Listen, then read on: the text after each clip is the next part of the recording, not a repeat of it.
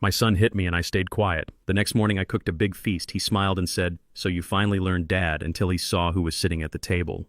Before I continue this story, let me know where you are watching from in the comments below. Hit like and subscribe if you have ever had to stand up to family who mistook your kindness for weakness. The sound of the slap echoed through the kitchen like a gunshot. It was a sharp, wet sound that seemed to stop time itself. I lay on the cold linoleum floor, my cheek pressing against the tiles I had laid with my own hands 30 years ago. I could taste the copper tang of blood in my mouth where my tooth had cut my lip. I did not move. I did not scream. I just lay there and looked up at the man who had done it.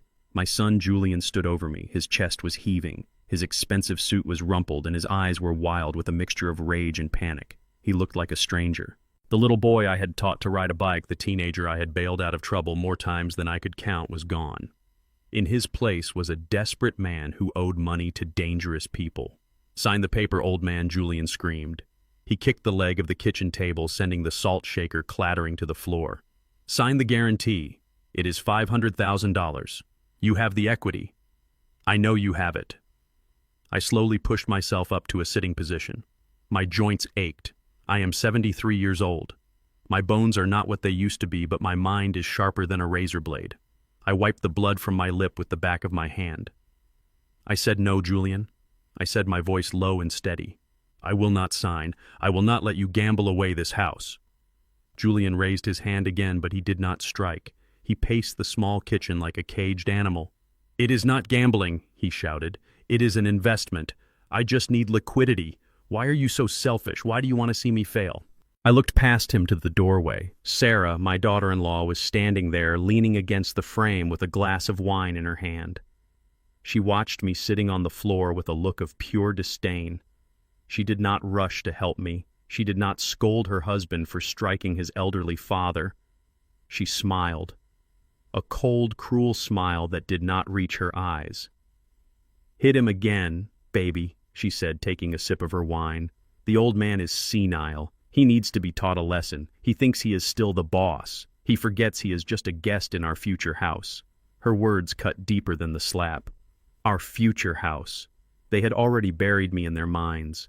To them, I was just an obstacle, a squatter in the inheritance they felt they deserved. Julian looked at her, then back at me. The rage in his eyes settled into something colder, something more calculated. "You are right, Sarah," he said. "He needs a reality check." He leaned down, getting right in my face. I could smell the scotch on his breath. "Listen to me, Dad," he hissed. "You have until tomorrow morning. If I do not see your signature on that loan document by 8 a.m., I am making a call. A call to who I asked. To the state, he said. I am going to have you declared incompetent. I'm going to put you in a home. And not a nice one, Dad. I found a place downtown. The Pines. You know the one. It smells like urine and despair. They strap the patients to the beds there. That is where you are going to die if you do not give me what I want." The Pines. I knew it. It was a warehouse for the forgotten. A place where old people went to rot. "You would do that to me," I whispered. "After everything I have done for you." "You have done nothing for me," Julian spat. "You are a retired warehouse foreman, Dad. You are a nobody. You have a little pension in this house and you are hoarding it like a dragon. Well, the dragon is dead. It is my turn." He stood up and straightened his jacket. "Come on, Sarah," he said. "Let us go out. I cannot stand the smell of old people tonight." Sarah laughed. She walked over to me and poured the last few drops of her wine onto my head. It dripped down my forehead, sticky and cold. "Think about it, Booker," she said. "Sign the paper or say goodbye to your freedom." They walked out of the kitchen. I heard the front door slam. I heard the engine of Julian's leased BMW roar to life in the driveway. Then silence returned to the house. I sat on the floor for a long time. The house creaked, settling for the night. This house that I had bought 40 years ago. This house where my wife Martha and I had raised that boy. I looked at the spot on the floor where Julian had taken his first steps. Now it was the spot where he had knocked me down. I slowly got to my feet. My hip protested, but I ignored it. I walked to the sink and washed the blood from my lip and the wine from my hair. I looked at my reflection in the window. I saw an old man with gray hair and tired eyes. But behind those eyes, there was a fire burning. They thought I was just a warehouse foreman. They thought I was a simple man with a simple pension. They believed the story I had told them for decades. I told them I was a foreman because I wanted them to value hard work. I wanted them to be humble. They did not know that 40 years ago, when the logistics company was failing, I bought it. They did not know that I saved every penny, I reinvested every dividend, and I slowly, quietly bought out every other shareholder. They did not know that Booker Washington, the man they called a loser, was the majority owner and chairman of the board of Global Logistics, one of the largest shipping companies on the East Coast. I was not a nobody. I was a titan in work boots, and my son had just made the biggest mistake of his life. I walked to the pantry. I reached behind the rows of canned corn and beans to a false panel in the back. I pulled it open. Inside was a small metal box. I unlocked it. Sitting there was a phone. It looked like an old Nokia, a brick from the early 2000s. But the internals were encrypted satellite technology. It was the phone I used to run my empire from the shadows. I dialed a number. It rang once. Kat's voice answered immediately. Crisp, alert, professional. It was 3 a.m, but Katz never slept. "It is Booker," I said. Mr. Washington, Katz said, his tone shifting to one of immense respect. "Is everything all right, sir?" "No, Katz," I said. "It is not. Activate Protocol Omega." There was a pause on the line. Protocol Omega was the nuclear option. It was the plan we had drawn up 10 years ago after Martha died, the plan to protect the assets if my heirs proved unworthy. "Are you sure?" Sir Katz asked. "Once we start this—" "He hit me, Katz," I interrupted. My voice was devoid of emotion. "He struck me in my own kitchen, and he threatened to put me in a state facility." "My God," Katz whispered. "Julian." "And the wife," I added. She poured wine on me. "They want $500,000 by morning, or they are coming for me." "Say no more, sir," Katz said. "I am mobilizing the team. We will have the paperwork ready by dawn. Do you want security?" "No," I said. "Not yet. I want to see this through. I want to look him in the eye when the hammer falls. Bring the papers here, Katz. Bring the sheriff. And bring the bank representative. Be here at 8 a.m. sharp." "Understood, sir." "And, Mr. Washington—" "I am sorry." "Don't be," I said. "A gardener has to prune the rotten branches to save the tree." I hung up the phone and put it back in the hidden panel. I could have gone to sleep. I could have rested my aching body. But I had too much energy coursing through my veins. The adrenaline of the hunt, the smell of hickory-smoked bacon and fresh brewed coffee filled the house, creating a deceptive blanket of warmth over the cold reality of the morning. I sat at the head of the dining room table, my hands resting on the white tablecloth that Martha used to save for Thanksgiving. My face throbbed where Julian had struck me the night before, a dull, heavy ache that pulsed in time with my heartbeat. But the pain was good. The pain was a reminder. It was the fuel I needed to do what had to be done. I watched the steam rise from the platter of scrambled eggs. I had cooked them exactly the way he liked them, soft and buttery, with just a hint of chives. It was the last act of service from a father who was about to become an executioner. The house was quiet, the kind of heavy silence that comes before a tornado touches down. I checked my watch. 8 a.m. sharp. Right on cue, I heard the heavy thuds of footsteps coming down the stairs. Julian. He walked with the heavy-footed arrogance of a man who believes he has conquered his demons. Sarah followed him, her heels clicking on the hardwood floor, a sharp staccato rhythm that used to annoy Martha, but now just sounded like the ticking of a bomb. They walked into the dining room and stopped. Julian's eyes went wide as he took in the spread. The bacon, the biscuits, the fruit, the silver pot of coffee. A slow, satisfied smile spread across his face. It was the smile of a bully who thinks his victim has finally broken. "Well, well," he said, rubbing his hands together. "Look at this, Sarah. I told you he would come around." Sarah walked past him and plucked a strawberry from the bowl, popping it into her mouth.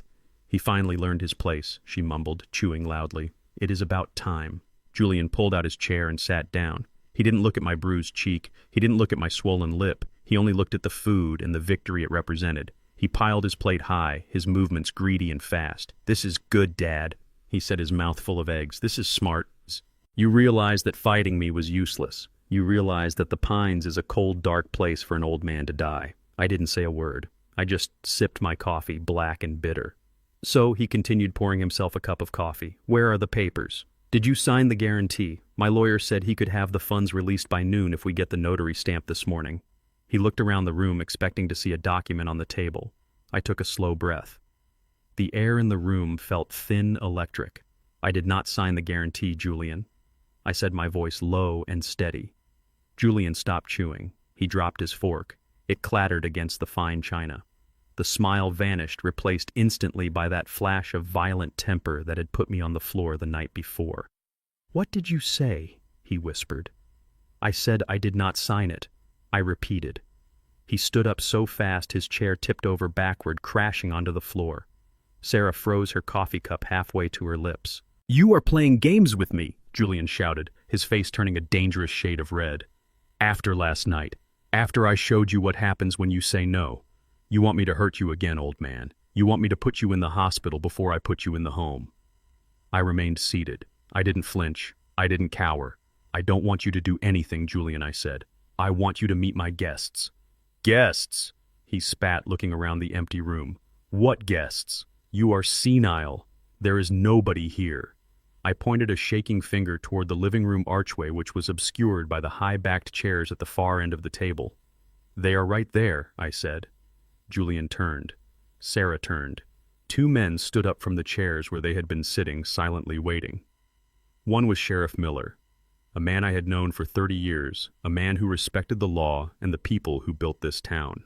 He was wearing his full uniform, his hand resting casually on his belt near his taser. He was 6'4" and built like a brick wall. The other man was Mr. Henderson, the regional manager of the First City Bank. He was wearing a gray suit, holding a thick leather briefcase. He looked nervous but determined. Julian stared at them. His brain tried to make sense of the scene. He tried to fit them into his narrative. "Who are these people?" he demanded, trying to regain his composure. "Are these the notaries? Did you bring the bank to me?" That is actually impressive, Dad." "Good initiative." He walked toward Henderson, holding out his hand. "I am Julian Washington," he said, putting on his salesman charm. "Sorry for the outburst. Family drama, you know how it is. Let us get this signed so we can all get on with our day." Henderson didn't shake his hand. He stepped back, clutching his briefcase tighter. "I am not a notary, Mr. Washington," Henderson said, his voice cold. "And I am not here to release funds." Julian frowned. "Then why are you here? And why is the sheriff here?" Sheriff Miller stepped forward. He moved with a heavy grace that commanded attention. He looked at Julian. He looked at the bruise on my face. His jaw tightened. "We are here because your father called us Julian," the sheriff said. Julian laughed, a nervous, high-pitched sound. "He called you? For what? To witness his signature?" "No," the sheriff said, "to witness this." I reached into my jacket pocket. I pulled out a folded document. It wasn't the loan guarantee. It was a single sheet of paper stamped with the seal of the county court. I slid it across the table. It stopped right next to Julian's plate of half-eaten eggs. "What is this?" Julian asked, staring at the paper. "Read it," I said. He picked it up. His eyes scanned the header. State of Georgia versus Julian Washington. Warrant for arrest. Charges aggravated battery of a senior citizen. Domestic violence. Terroristic threats. Julian went pale. The paper shook in his hand. "Arrest," he whispered. "What is this?" I didn't do anything." "You hit me, Julian," I said. My voice was calm, but it carried the weight of 40 years of disappointment. "You struck me in my own kitchen. You threatened to lock me away. You thought because I was old I was weak. You thought because I was your father I wouldn't fight back." I touched my bruised cheek. "You were wrong." Julian looked at Sarah. Sarah was backing away toward the kitchen door, her eyes wide with panic. "It is a lie!" Sarah shrieked. "He fell. He is clumsy. He is trying to frame us because he is old and mean." Sheriff Miller pulled out his handcuffs. The metallic rattle was the loudest sound in the room. "We have photos, ma'am," the sheriff said. "We have a statement from Mr. Washington taken at the hospital at 3 a.m. this morning, and we have the recording from the 911 call he placed immediately after the incident. The evidence is consistent with assault." Julian dropped the paper. "No," he stammered, backing away. "No, wait. Sheriff, we can work this out. It is a family matter. My dad, he is confused. He gets confused." I stood up. I walked over to the sheriff. I looked my son in the eye. "I am not confused, Julian," I said. "I am clearer than I have been in years." "Turn around," the sheriff ordered. Julian didn't move. He looked at me pleading. Dad, please. Don't do this. I am your son. You stopped being my son the moment you raised your hand against me, I said. Now you are just a criminal. The sheriff grabbed Julian's arm. He spun him around and slammed him against the wall. Julian grunted in pain. The cuffs clicked shut tight and unforgiving. Sarah screamed, You can't take him. Who is going to pay the bills? Who is going to pay for this house? Mr. Henderson, the banker, stepped forward. He cleared his throat. That brings us to the second matter, he said. He opened his briefcase and pulled out another document. A foreclosure notice. Mr. Julian Washington Henderson said, addressing the man in handcuffs. Your lines of credit are overextended. Your business accounts are empty. You have defaulted on 3 consecutive payments for your business loans. And as of this morning, the bank has exercised its right to call in all outstanding debts. So what? Julian yelled, struggling against the sheriff. I will pay it. Once I get the house. Once the old man dies, the house is mine. It is worth $1 million. Take it from the equity. Henderson shook his head slowly. I'm afraid you are mistaken, Mr. Washington, Henderson said. You cannot use this house as collateral. Why not? Sarah yelled. It is his mother's house. She left it to him. No, Henderson said. She didn't. He pulled out a deed, a copy of the property title. Upon the passing of Martha Washington, the title of this property was transferred to a blind trust, Henderson explained. The sole beneficiary and owner of that trust is Mr. Booker Washington. The room went dead silent. Julian stopped struggling. He twisted his head to look at me, his eyes bulging. You, he whispered. You own the house. I walked over to him. I leaned in close so he could smell the coffee on my breath. I bought it from the trust 10 years ago, Julian, I said. I let you live here because I wanted you to have a roof over your head. I let you think it was your inheritance because I wanted you to feel secure. But I never gave it to you. Not on paper. I turned to Sarah. You are not owners, I said. You are guests. You have always been guests. Henderson handed Sarah a piece of paper. This is an eviction notice, Henderson said, effective immediately. Since there is no lease and no rent has been paid, the owner has the right to remove unauthorized occupants at will, especially occupants who have committed violence against the landlord. Eviction. Sarah gasped. But my clothes, my furniture. You have 15 minutes to grab what you can carry, the sheriff said. After that, the house will be sealed as a crime scene and secure property. Julian started to cry. It was a pathetic sound. A mewling whimper of a man who had built his castle on sand and was watching the tide come in. Dad, please, he sobbed. Don't do this. We have nowhere to go. We have no money. I looked at him. I looked at the tears running down his face. I felt a pang of pity, a father's instinct to protect his child, but then I touched my cheek. It still throbbed. I remembered the look in his eyes last night, the contempt, the hatred. You should have thought about that before you bit the hand that fed you, I said. Sheriff, get him out of here. The sheriff hauled Julian toward the door. Sarah ran after them, screaming obscenities at me, grabbing her purse and a handful of silverware from the table as she fled. I stood alone in the dining room. The breakfast was getting cold. The bacon was congealing. I looked at the empty chairs. I had done it. I had pulled the trigger. My son was going to jail. My daughter-in-law was on the street, and I was alone in a big empty house. It didn't feel like victory. It felt like amputation. Painful, bloody, but necessary to save the rest of the body. I sat back down at the head of the table. I picked up my fork. I took a bite of the eggs I had cooked for my son. They tasted like ash. But as I swallowed, I felt something else. I felt safe. For the first time in years, I was safe in my own home, and that was a start. The rain had started again, a slow drizzle that turned the morning gray and cold. It was the kind of weather that seeped into your bones, but I didn't feel it. I stood on the porch of my house, the house I had bought with sweat and overtime, and watched the sheriff's deputies escort my son and his wife down the driveway. Julian was still shouting, his voice hoarse and desperate.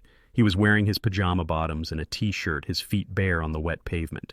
Sarah was shivering in a silk robe, clutching her purse like it was a life preserver. They looked pathetic. They looked like refugees from a life they had taken for granted.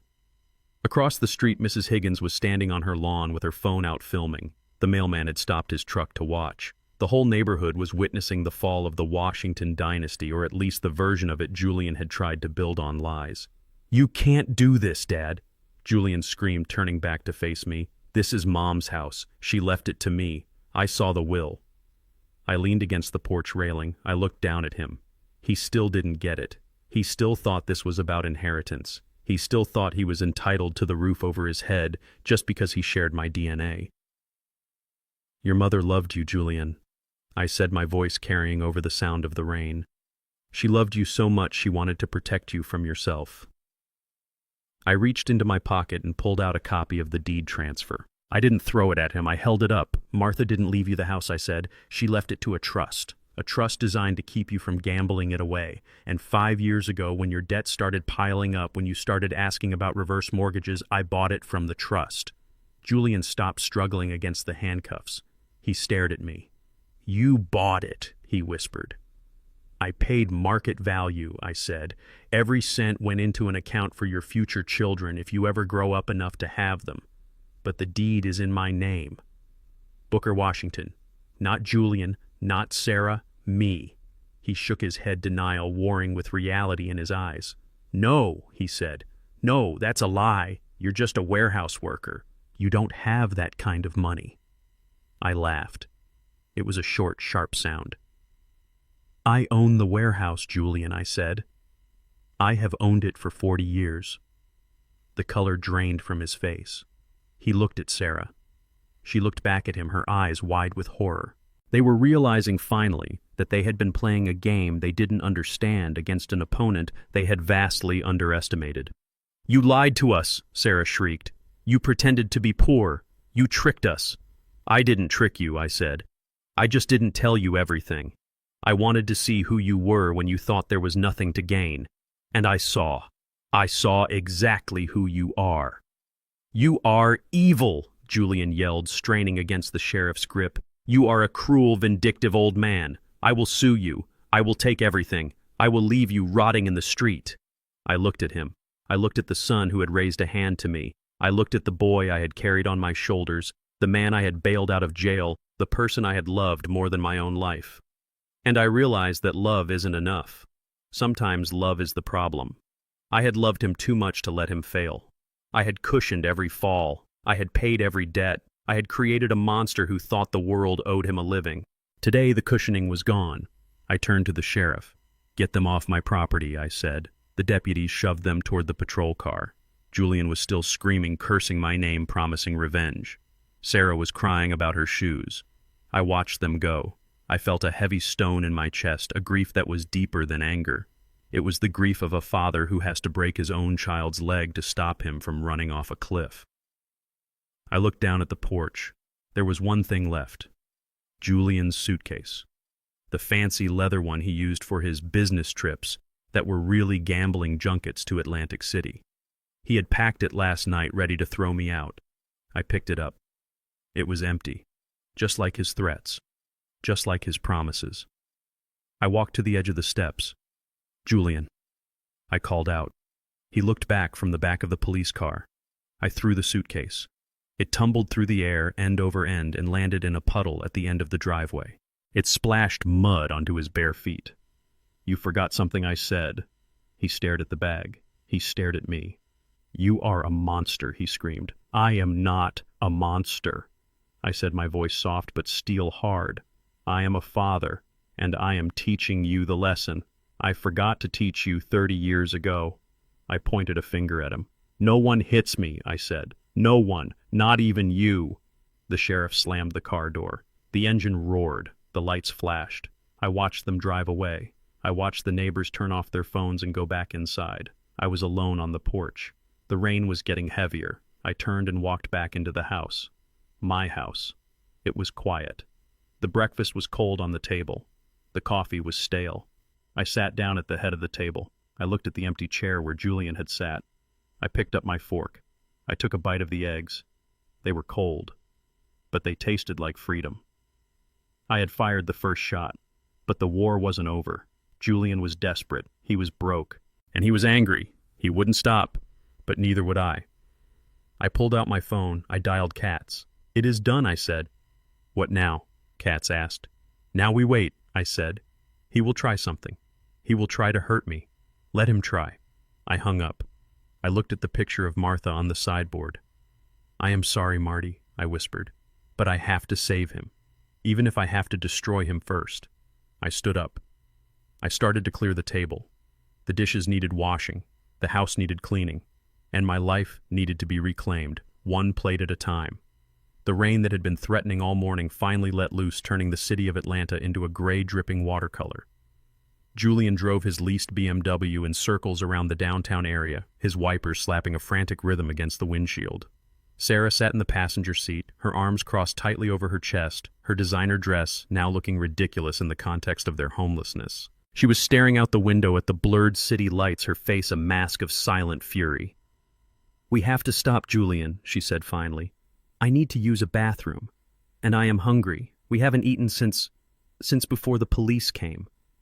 Julian gripped the steering wheel harder. His knuckles were white.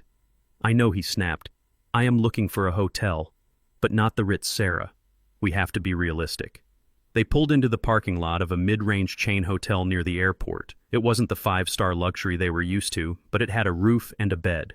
Julian turned off the engine. The silence inside the car was heavy, suffocating. "Stay here," he said. "I will go get a room." He ran through the rain into the lobby. He approached the front desk, pulling out his wallet. He still had the credit cards. The platinum card, the gold card, the corporate card. He hadn't tried them yet. He was hoping, praying that the banker had been exaggerating about the freeze. "A room for two," he told the clerk, a tired-looking woman with too much eyeliner. "One night.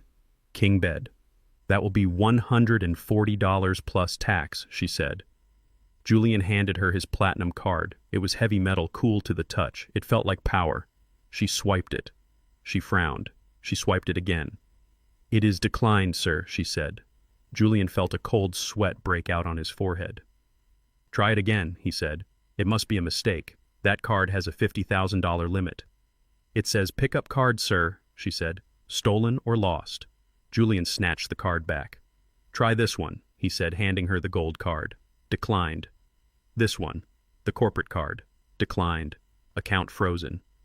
Julian stood there, his wallet open, his life spread out on the counter in useless plastic rectangles. He had 5 cards, all of them dead, all of them cut off by the man he had called a loser. "Sir," the clerk said, her patience wearing thin, "do you have cash?" "Cash." Julian patted his pockets. He had maybe $40 in his wallet. Not enough for a room, not enough for a meal. "No," he whispered. "No cash." "Then I cannot help you," she said, turning away.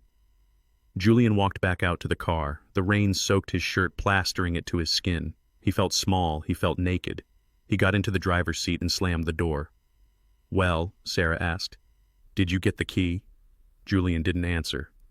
He just put his head on the steering wheel and let out a long, shuddering breath. "They are all declined," he said. "Every single one. Dad. He really did it. He cut us off. Completely." Sarah screamed.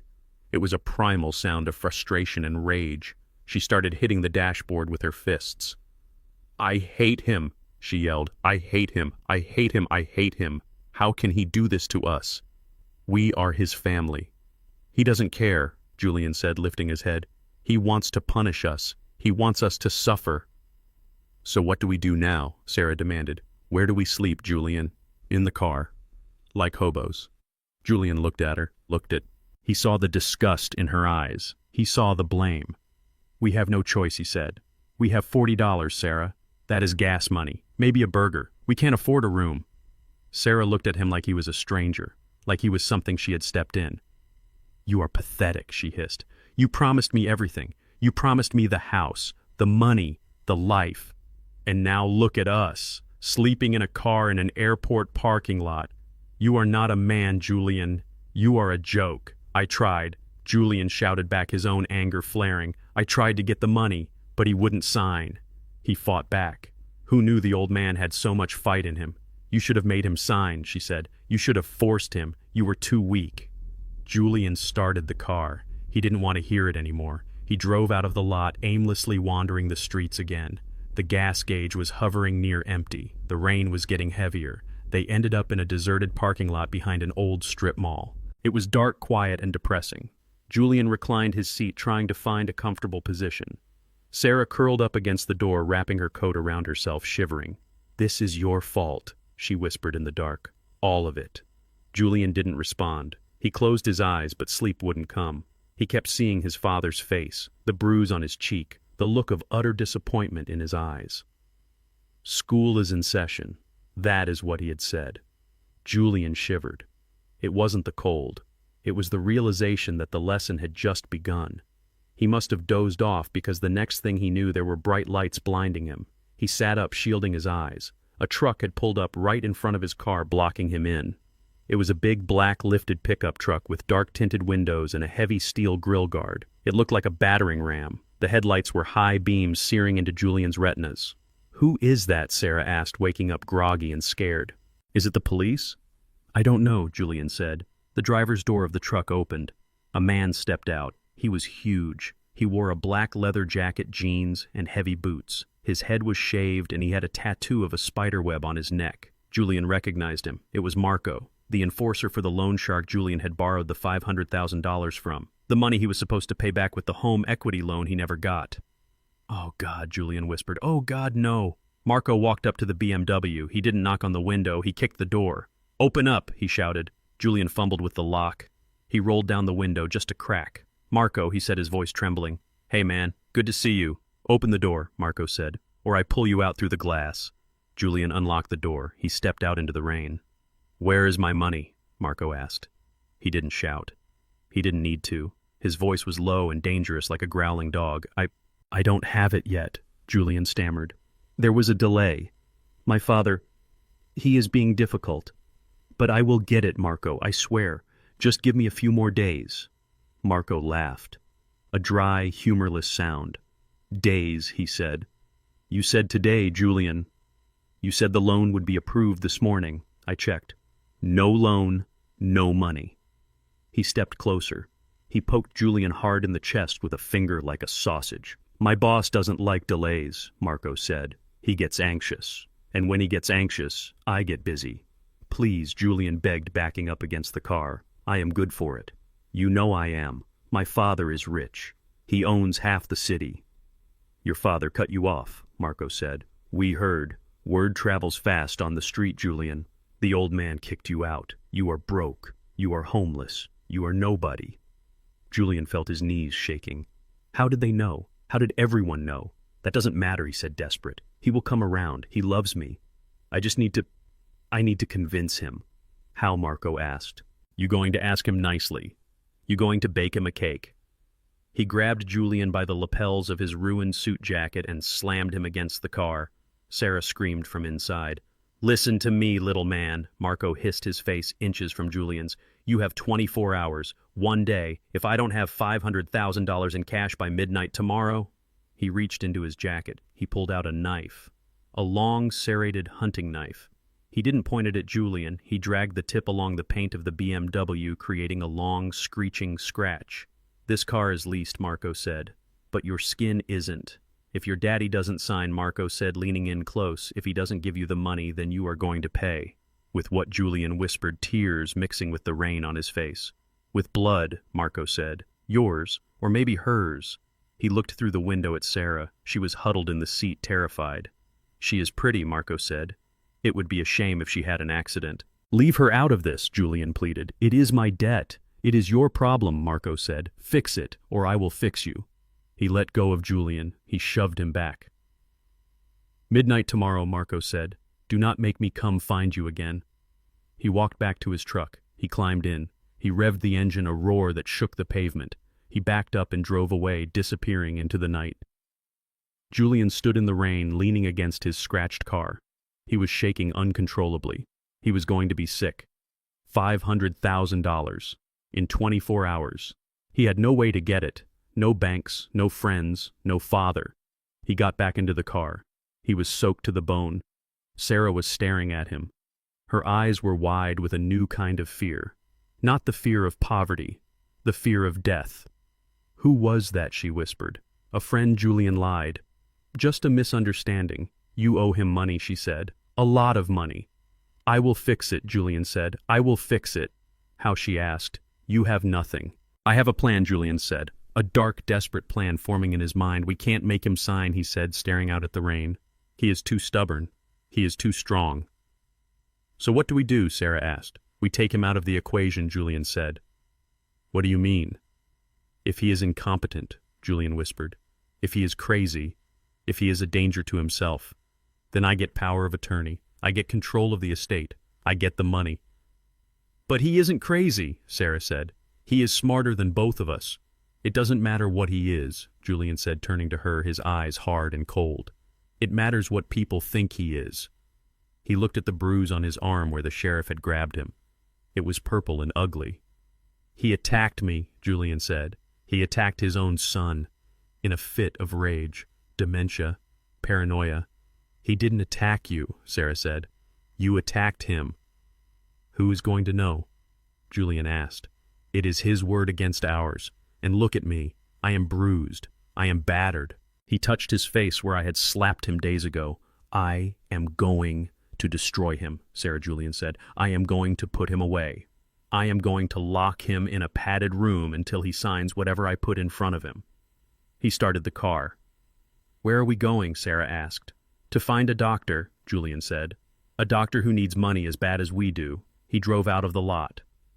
The desperation had turned into madness. He wasn't just a son who had lost his way anymore. He was a predator. And I was the prey. Julian sat on the edge of the sagging motel bed, his face bathed in the neon glow of the vacancy sign outside. He was shaking not from the cold, but from the kind of fear that eats you from the inside out. He had 24 hours. 24 hours before the loan shark came back, before the knife came out, before he became just another statistic in a city full of them. Sarah was in the bathroom crying. She had been crying for hours, a low, keening sound that grated on Julian's nerves. He wanted to tell her to shut up. He wanted to tell her it was her fault, but he knew that wouldn't help. Blame wouldn't pay the debt. Only money would.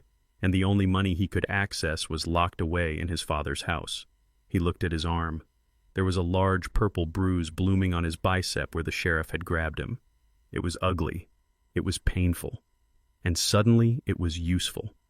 An idea formed in his mind. It was dark. It was twisted. It was the kind of idea that a desperate man comes up with when he has run out of options. He stood up. He walked to the mirror.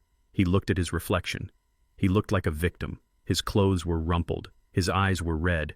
He looked like a man who had been through hell. He could use that. Sarah, he called out. Come here. Sarah came out of the bathroom wiping her eyes. What do you want, Julian? We have nothing. We have this, he said, pointing to the bruise on his arm. So what? She sniffed. The cop did that. No, he said, his voice taking on a new intensity. My father did that. Sarah frowned. What are you talking about? Your father didn't touch you. Julian grabbed her shoulders. Listen to me. My father is old.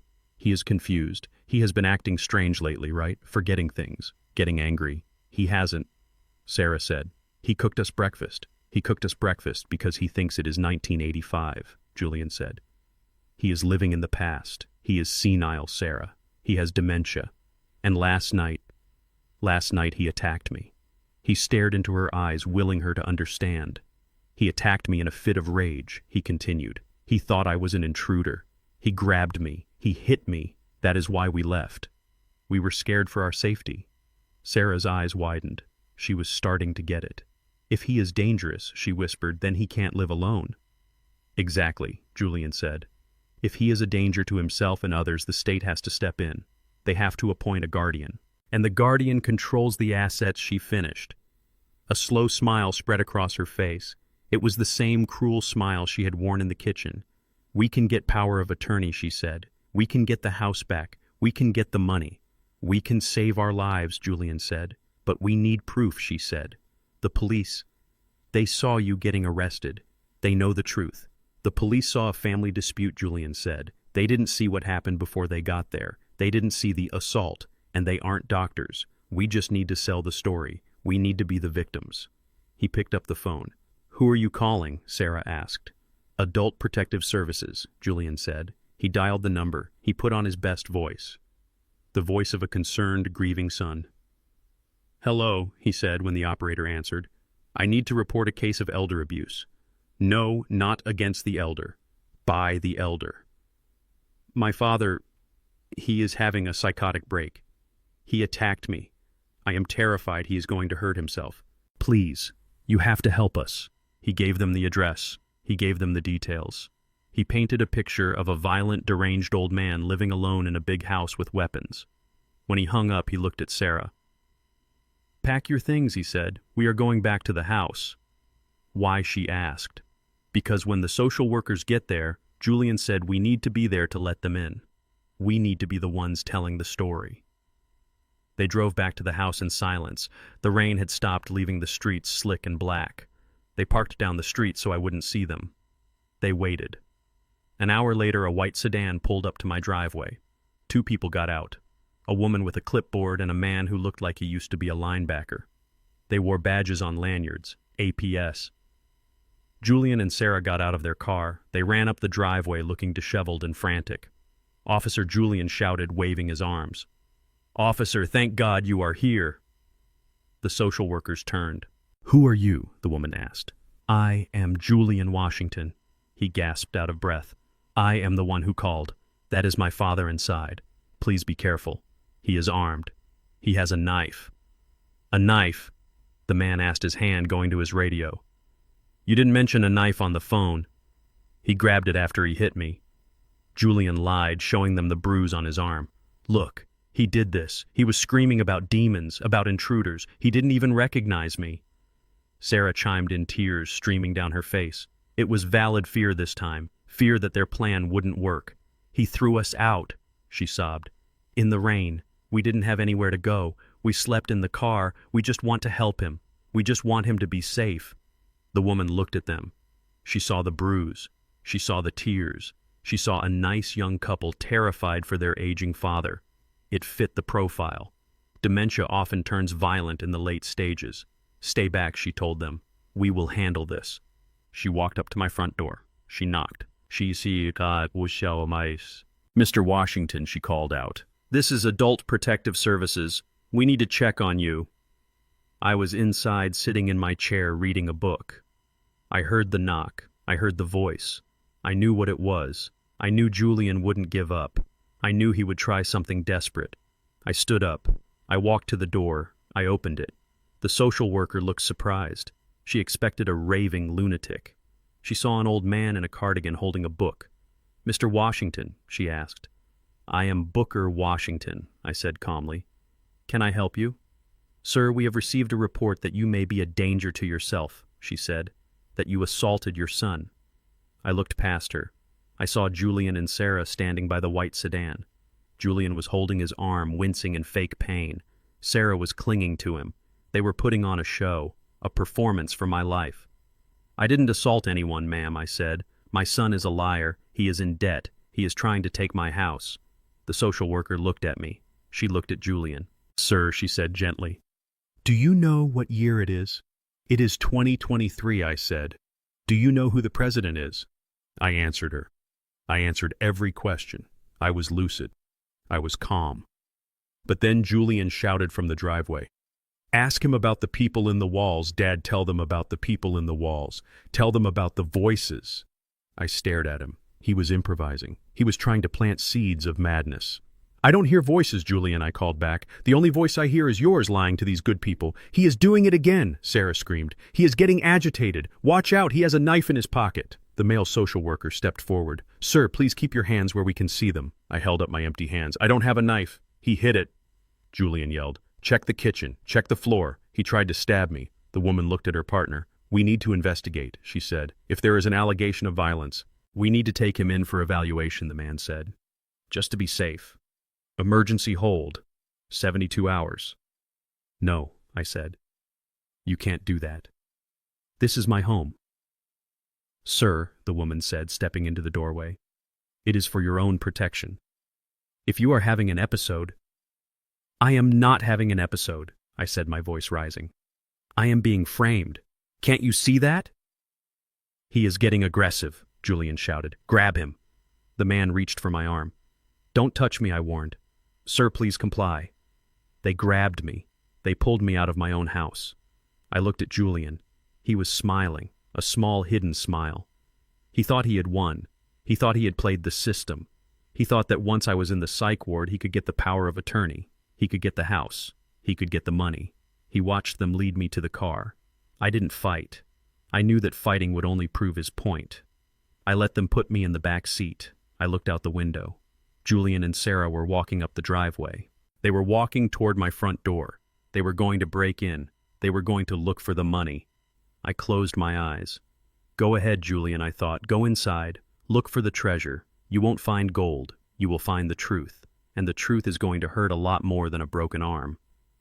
The car drove away. I was heading to a mental hospital. But I wasn't crazy. I was just waiting for the trap to snap shut. The back seat of the state patrol car smelled of antiseptic and cold plastic.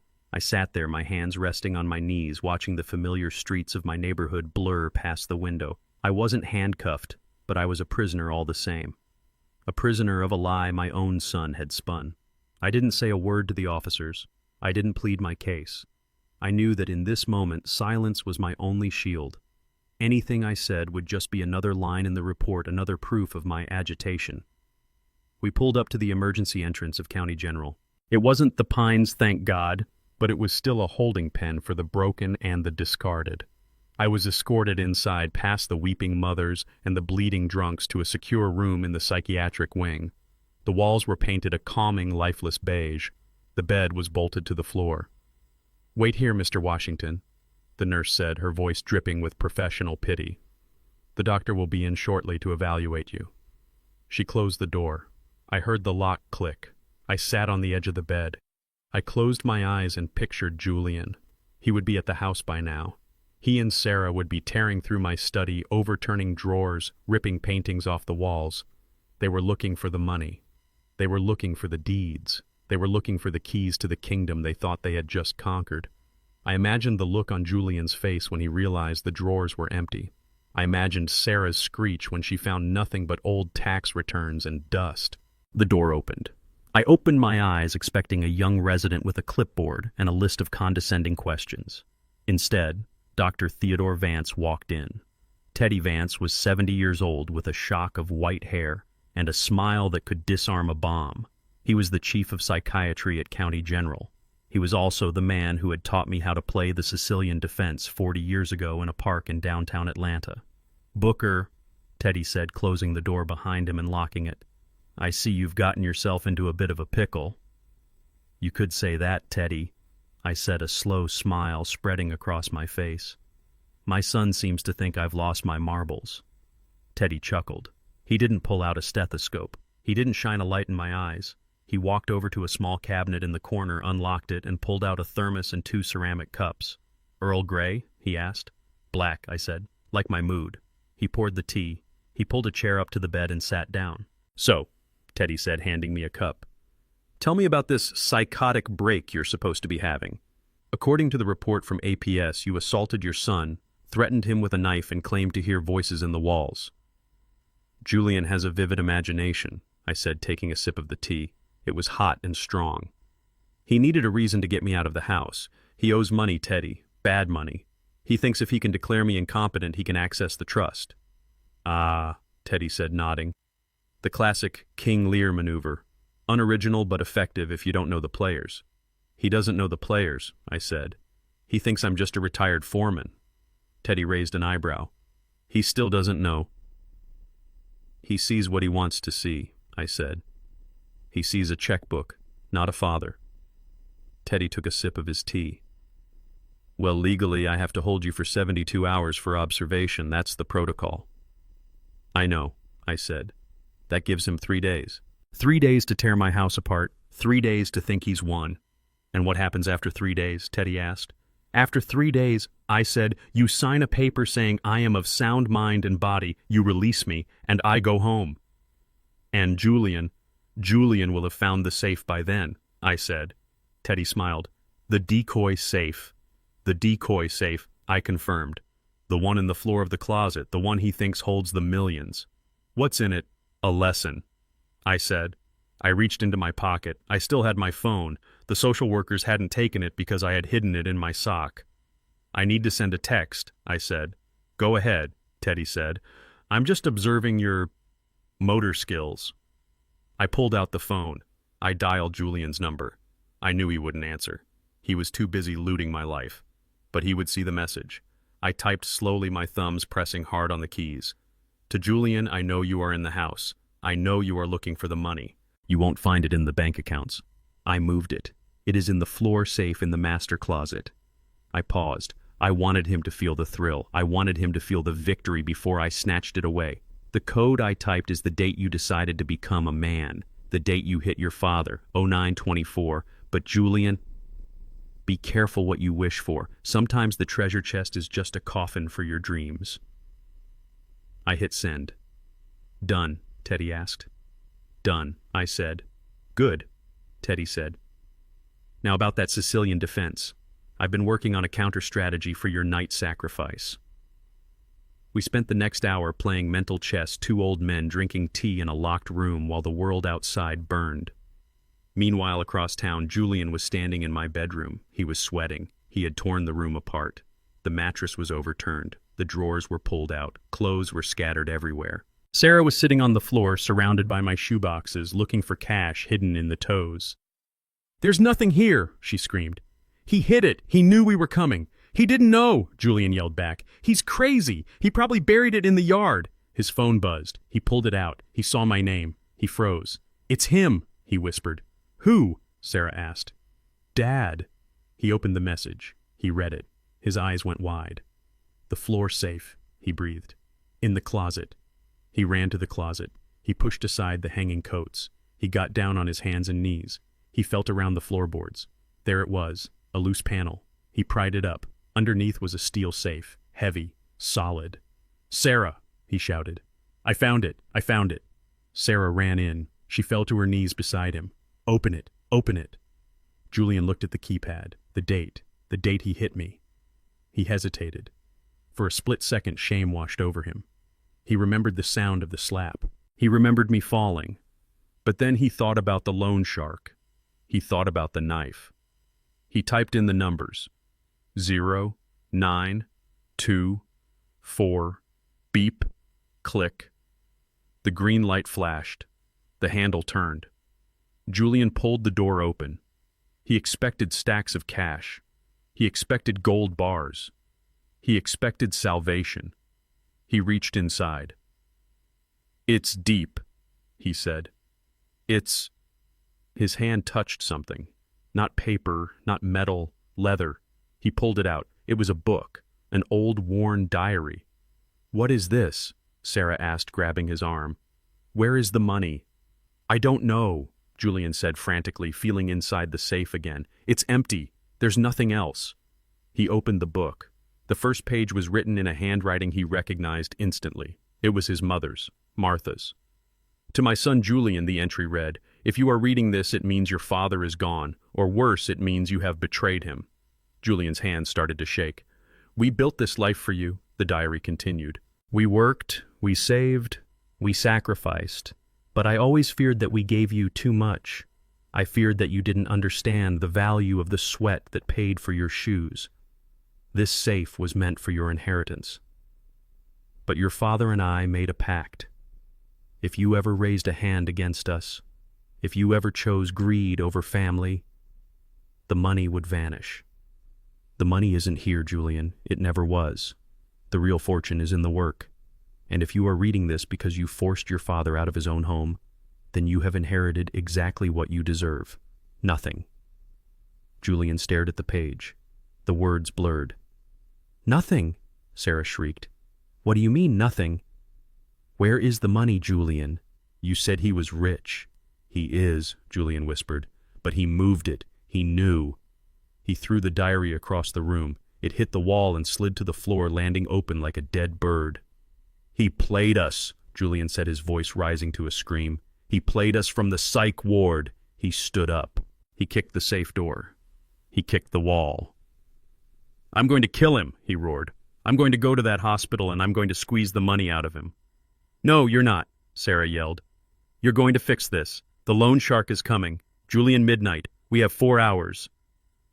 Julian looked at her. He looked at the empty safe. He looked at the ruin of my bedroom. He realized then that the walls were closing in. He had no money. He had no leverage. He had no father. And he had 4 hours to come up with $500,000. He ran out of the closet. He ran out of the bedroom. "Where are you going?" Sarah screamed. "To find money?" he yelled back. "Anywhere. I'll rob a bank. I'll steal a car. I don't care." He ran out of the house, leaving the front door wide open. I sat in the hospital room sipping my tea. Teddy was setting up the chessboard. "Your move, Booker," Teddy said. I moved my pawn forward. "Check," I said softly. Not checkmate. Not yet. But the king was exposed, and the game was about to get very, very ugly. The green light on the safe's digital keypad blinked once, a mocking little eye in the darkness of my master closet. Julian stood there, his finger hovering over the final digit. He was sweating, shivering, and breathing like a man who had just run a marathon with a knife in his back. Sarah was right behind him, her breath hot on his neck, her greed radiating off her like heat from a pavement. 0924. The date he hit me. The date he decided he was a man and I was a nuisance. He pressed the button. The mechanism whirred.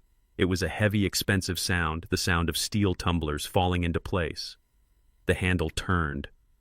"Open it," Sarah hissed, pushing him forward. "Open it, you coward." Julian pulled the heavy steel door open. He expected to see stacks of cash. He expected to see bearer bonds, gold bars, the deeds to the kingdom he thought he was owed. He expected salvation. He reached into the dark cavern of the safe. His hand groped around. It was empty. "No," he whispered. The word fell out of his mouth like a dead tooth. "No, no, no." He shoved his entire arm in, sweeping the metal shelves. Nothing. Just cold steel and dust. "It is gone," he screamed, his voice cracking. "It is gone, Sarah." He moved it. He knew. "Wait," Sarah said, grabbing his shoulder. "Look. In the back." Julian looked. There, in the very back corner, sitting in the shadows, was a single object. It was not a stack of money. It was a book. A small leather-bound journal with a faded red ribbon marking a page. Julian pulled it out. He held it up to the light of the closet. His hands were shaking so hard the book fluttered like a dying bird. "What is that?" Sarah demanded, snatching it from him. "Is it a ledger? Does it say where the money is?" She opened it to the marked page. She froze. "It is Mom's handwriting," Julian whispered, looking over her shoulder. I knew that handwriting. I had watched Martha write in that journal every night for 40 years. She wrote down her prayers, she wrote down her dreams, and on the last night of her life, she wrote down her will. Not the legal one filed at the courthouse, but the moral one. "Read it," Julian said, his voice trembling. Sarah read it out loud, her voice flat and cold. "To my son Julian, if you are reading this, it means your father is gone. Or worse, it means you have betrayed him." Sarah stopped. She looked at Julian. He was pale as a sheet. "Keep reading," he choked out. "We built this life for you." Sarah read. "We worked. We saved. We sacrificed. But I always feared that we gave you too much. I feared that you did not understand the value of the sweat that paid for your shoes. This safe was meant for your inheritance. But your father and I made a pact. If you ever raised a hand against us, if you ever chose greed over family, the money would vanish." Sarah's voice wavered. She was starting to understand. She was starting to see the trap. "The money is not here, Julian." The entry continued. "It never was. The real fortune is in the work. And if you are reading this because you forced your father out of his own home or because you hurt him, then you have inherited exactly what you deserve. Nothing." Sarah threw the book across the room. It hit the wall with a thud and slid to the floor, landing open like a broken wing. "Nothing," she shrieked. "Nothing. We broke in here for a diary." She turned on Julian. Her face was twisted into a mask of pure, unadulterated rage. It was not the face of a wife. It was the face of a predator who realized the prey had escaped. "You idiot!" she screamed, slapping his chest. "You stupid, useless idiot. You said he was rich. You said the money was here. You said we were saved. I thought it was—" Julian stammered, backing away from her. "He tricked us, Sarah. He played us. He planned this. He is in a psych ward," Sarah yelled. "He is locked up. How could he plan this?" "You are the one who failed, Julian. You fail at everything. You failed at business. You failed at being a son. And now you have failed me." She looked around the bedroom. My bedroom. The room where Martha and I had slept for 30 years. She saw the antique vanity. She saw the expensive lamps. She saw the things she thought she owned, and she snapped. She grabbed a heavy crystal perfume bottle from the dresser and hurled it at the mirror. Smash! Glass rained down onto the carpet. "Sarah, stop!" Julian yelled, trying to grab her. "Get off me!" she screamed, pushing him away. "If I cannot have the money, nobody can have anything." She went on a rampage. She tore the curtains off the rods, ripping the heavy fabric. She swept the lamps onto the floor, shattering the bulbs. She opened the drawers and pulled out my clothes, throwing them around the room like confetti. She was a whirlwind of destruction, a tornado of entitlement and fury. Julian stood in the corner watching her. He didn't try to stop her again. He was too broken. He just watched his wife destroy his childhood home. I watched it too. I was sitting in the doctor's lounge at the hospital sipping the last of my tea with Teddy Vance. I had my phone propped up on the table connected to the hidden security cameras in my bedroom. I saw the glass fly. I saw the curtains rip. I saw the hate in Sarah's eyes. Teddy shook his head. "That is a lot of anger," he said quietly. "It is not anger, Teddy," I said. "It is grief. She is grieving the life she thought she was owed." I looked at the time. The 72-hour hold was technically up in 10 minutes, but Teddy had already signed the discharge papers an hour ago. "You are free to go," Booker, Teddy said, stamping the file. Diagnosis sane. Exceptionally sane, I would say. I stood up. I buttoned my jacket. I picked up my hat. "Thank you, Teddy," I said. "For the tea, and for the sanity check." "Go get them," Teddy said. I walked out of the hospital. The air outside was fresh and clean. The sun was setting, casting long shadows across the parking lot. I felt strong. I felt focused. I took a taxi to the police precinct, not to my house. The house was a crime scene now, and I needed to treat it like one. I walked up to the desk sergeant, a man named Harrison, who knew me from the community center. "Mr. Washington," Harrison said. "I thought you were... Well, I heard you were in the hospital." "I was getting a checkup," Harrison, I said. "I am fit as a fiddle. But I have a problem." "What kind of problem?" "I have a security system in my house," I said. "Cloud-based. I just received a notification. There are intruders in my home." "Intruders?" Harrison asked, reaching for his radio. "Are they armed?" "They are violent," I said. "They are destroying the property. And Harrison, I think one of them is my son." Harrison paused. "Julian." "Yes," I said. "And his wife. They broke into my safe. They are tearing the place apart." "We will send a unit," Harrison said. "Do you want to meet them there?" "I do," I said. "But Harrison, there is one more thing." "What is it?" "I have a restraining order against my son," I lied. "Or rather, I intended to file one. But since he broke in, since he forced entry, that is burglary, isn't it?" "If they broke in to steal," Harrison said, nodding slowly. "Yes, sir. That is burglary. And if the value of the damage is over $500, that is a felony." I showed him the live feed on my phone. Sarah was currently smashing my television with a golf club. "I think we are well over $500, I said. Harrison's eyes went wide. "Lord have mercy," he whispered. "Send the cars, Harrison," I said. "I want them caught in the act." I got back in the taxi. I told the driver to take me home. We pulled up to the house 10 minutes later. The patrol cars were already there, lights flashing silently in the twilight. The front door was open. I walked up the driveway. My boots crunched on the gravel. I didn't rush. I walked with the steady pace of a man who knows the ending of the story. I heard shouting from inside. "Get your hands off me," Sarah was screaming. "We live here. This is our house." I walked into the foyer. It was a wreck. A vase lay shattered on the floor. A painting of Martha was crooked on the wall, the canvas slashed. 2 officers were bringing them down the stairs. Julian was in cuffs again. His head hung low. Sarah was fighting, kicking and spitting, her hair wild, her face red and blotchy. They stopped when they saw me. Julian looked up. He saw me standing there, dressed in my suit, calm and composed. He saw the man he thought was locked away in a padded room. "Dad," he whispered. "You got out." "I was never in." "Julian," I said. "I checked myself in. And I checked myself out." "You tricked us," Sarah yelled, lunging at me, but the officer held her back. "You old bastard, you set us up." The safe was empty. "The safe was a test," I said. "And you failed." "Officer," I said, turning to the cop holding Julian, "did you find anything on them?" "We found a leather journal, sir," the officer said. "And this?" He held up a bag of jewelry. "Martha's jewelry. They must have found it in the dresser after they smashed the safe. That belongs to my late wife, I said. They were stealing it. We were protecting it, Julian cried. We thought you were crazy. We were securing the assets. By smashing my television, I asked, pointing to the wreckage in the living room. By ripping up my clothes. That is security. That is vandalism, the officer said. Felony vandalism. And burglary. Take them away, I said. Dad, wait. Julian begged, dropping to his knees. Please. Not again. Not prison. I can't go back. The loan shark. If I am in jail, I can't pay him. He will kill me. You should have thought about that before you broke into my house, I said. I looked at him. I looked at the son I had raised. You wanted the money, Julian, I said. You wanted the inheritance. I leaned in close. You got it, I whispered. You inherited the consequences. I waved my hand. Get them out of here. The officers dragged them out.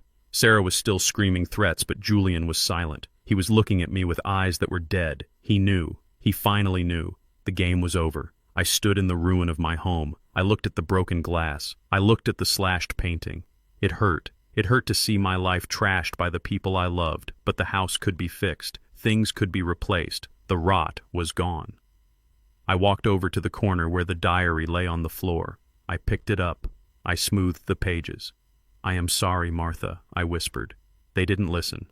I put the book in my pocket. I walked to the door and locked it. I was alone, but I was safe, and tomorrow I had a meeting to prepare for, because Julian wasn't the only one who needed to learn a lesson. There was still the matter of his business, and I was about to become the chairman of the board. The police lights painted the neighborhood in swirling strokes of red and blue, reflecting off the shattered windows of my home like disco lights at a crime scene. I stood on the sidewalk next to Detective Miller watching the forensics team photograph the destruction Julian and Sarah had wrought. The smashed television, the ripped paintings, the empty safe, it was a symphony of rage and greed. But what they didn't know was that this destruction was the final nail in their coffin. We have enough here for multiple felonies, Mr. Washington, Miller said, scribbling in his notebook. Burglary, vandalism, destruction of property over $5,000. And with the false APS report, that's filing a false instrument and perjury. Find them, detective, I said, my voice cold. They aren't just my family anymore. They are fugitives. An hour later, the APB went out. Julian and Sarah's faces were on every patrol car computer in the county. They were running, but they had nowhere to go. Their credit cards were dead. Their bank accounts were frozen. Their friends had abandoned them. They were alone in the world they had tried to conquer. Julian drove his leased BMW through the back streets of Atlanta, his hands shaking so hard he could barely keep the wheel steady. Every time he saw headlights in the rearview mirror, he flinched. He was sweating despite the air conditioning blasting full force. "Where are we going?" Sarah shrieked from the passenger seat. She was clutching the bag of stolen jewelry, Martha's jewelry, like it was a holy relic. "We can't just drive around all night. They'll find us." "I'm thinking," Julian yelled back. "I'm trying to think." "You're failing," she screamed. "You said the safe had money. You said he was crazy. Now we're criminals, Julian. We're wanted." She hit him on the arm. He swerved narrowly, missing a parked car. "Shut up," he roared. "Just shut up and let me think." They ended up at the Starlight Motel, the same rundown dive where I had pretended to be sick just days before. It was fitting. The cycle was closing. Julian paid cash for a room, the last of the cash he had in his wallet. $40 for a room that smelled of stale smoke and bad decisions. They huddled inside the curtains drawn tight. Julian paced the small room, his mind racing. He had to get out of the country. He had to get to Mexico or maybe Canada. But how? He had no passport. He had no money. He looked at Sarah. She was sitting on the bed going through the jewelry. She held up a diamond necklace to the dim light. "This is real," she whispered. "This has to be worth 10 grand, maybe 20. "We can't sell it," Julian said. "It's stolen property. Every pawn shop in the state will have the description by morning." "Then we find a fence," she said, her eyes gleaming with a desperate cunning. "I know people. People from my old life." Julian looked at her. He realized then that he didn't really know his wife. He knew the woman who hosted dinner parties. He knew the woman who shopped at Neiman Marcus. But he didn't know this woman, the one who talked about fences and running from the law like it was a game. "Who do you know?" he asked. "An old boyfriend," she said. "From before I met you. He runs a business In Buckhead. He deals in cash. Call him, Julian said. Tell him we need help. Sarah nodded. She pulled out her phone. But she didn't call. She started texting. Her fingers flew across the screen, her face illuminated by the blue light. She was smiling, a small secret smile. Julian watched her. A seed of suspicion planted itself in his gut. Why was she smiling? They were fugitives. They were ruined. What are you telling him? Julian asked. Just explaining the situation, she said without looking up. Telling him we have goods to trade. Julian walked into the bathroom to splash water on his face. He looked at himself in the cracked mirror. He looked like a wreck. His eyes were bloodshot, his skin was gray. He was the son of a billionaire, and he was hiding in a roach motel. He came out of the bathroom. Sarah was in the shower now. He could hear the water running. Her phone was sitting on the nightstand buzzing. He walked over to it. He knew he shouldn't look. He knew it would only bring pain. But he couldn't help himself. He picked it up. The screen was locked, but the preview message was visible. From Marco, not the loan shark. Another Marco text. Don't worry, babe. Bring the rocks. I'll take care of you. We can leave the loser behind. Julian froze. He stared at the words. Leave the loser behind. He unlocked the phone. He knew her passcode. It was her birthday. He opened the message thread. He scrolled up. Sarah. I can't stand him anymore. He's weak. He ruined everything. I'm going to steal the jewelry while he's sleeping and come to you. Marco. Good girl. I've missed you. Is he suspicious? Sarah. No, he's an idiot. He thinks I'm calling for help. Lao Chong am ngunguklam, emsabahan samtoy. Julian read the last line again. My husband is so stupid. I will leave him soon. He dropped the phone on the bed. The room spun. The betrayal was total. His father had cut him off. The law was hunting him. And now his wife, the woman he had destroyed his life for, was planning to rob him and run away with an ex-boyfriend. He looked at the bathroom door. He could hear her humming in the shower. She was happy. She was planning her escape. Julian felt a cold calm settle over him. It was the calm of a man who has nothing left to lose. He picked up the bag of jewelry. He poured it into his pockets. The necklaces, the rings, the brooches. He took it all. He grabbed the car keys from the table. He walked to the door. He looked back at the bathroom one last time. Goodbye, Sarah, he whispered.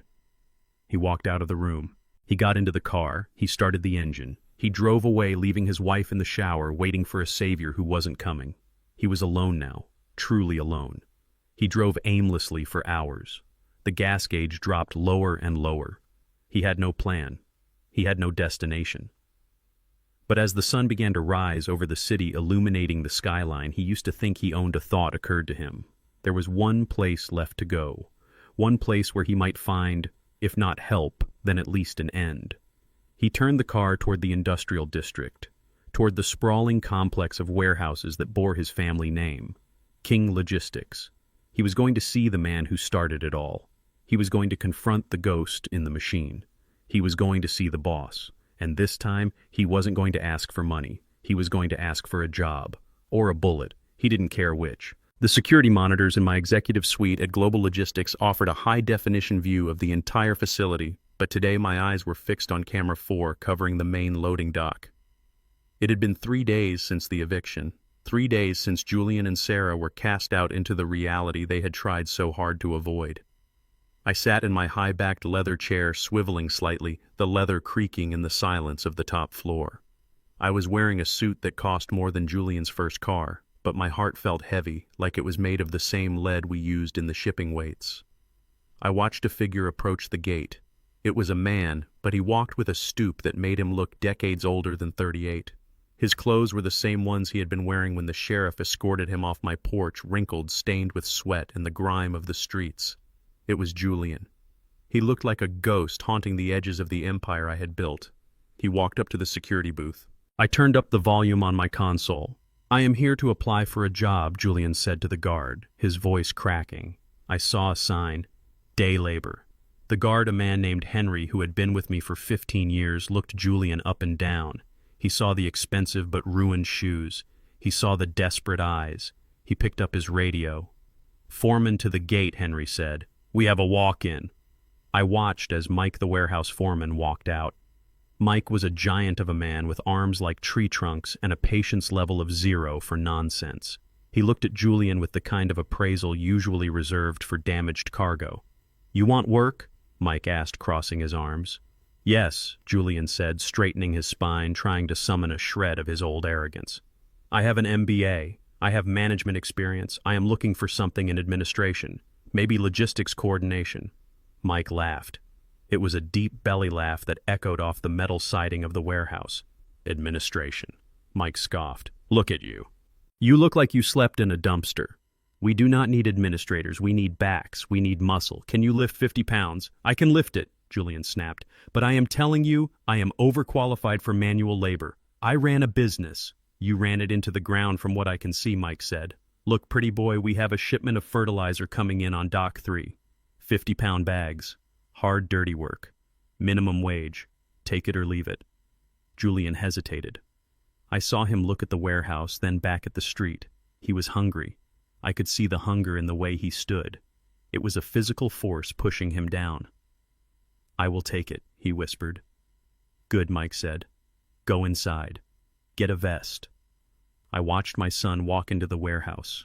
I watched him struggle with the first bag of fertilizer. He dropped it. Dust puffed up into his face. He coughed, hacking and spitting. The other workers laughed. These were men who had worked hard all their lives, men Julian would have sneered at a week ago.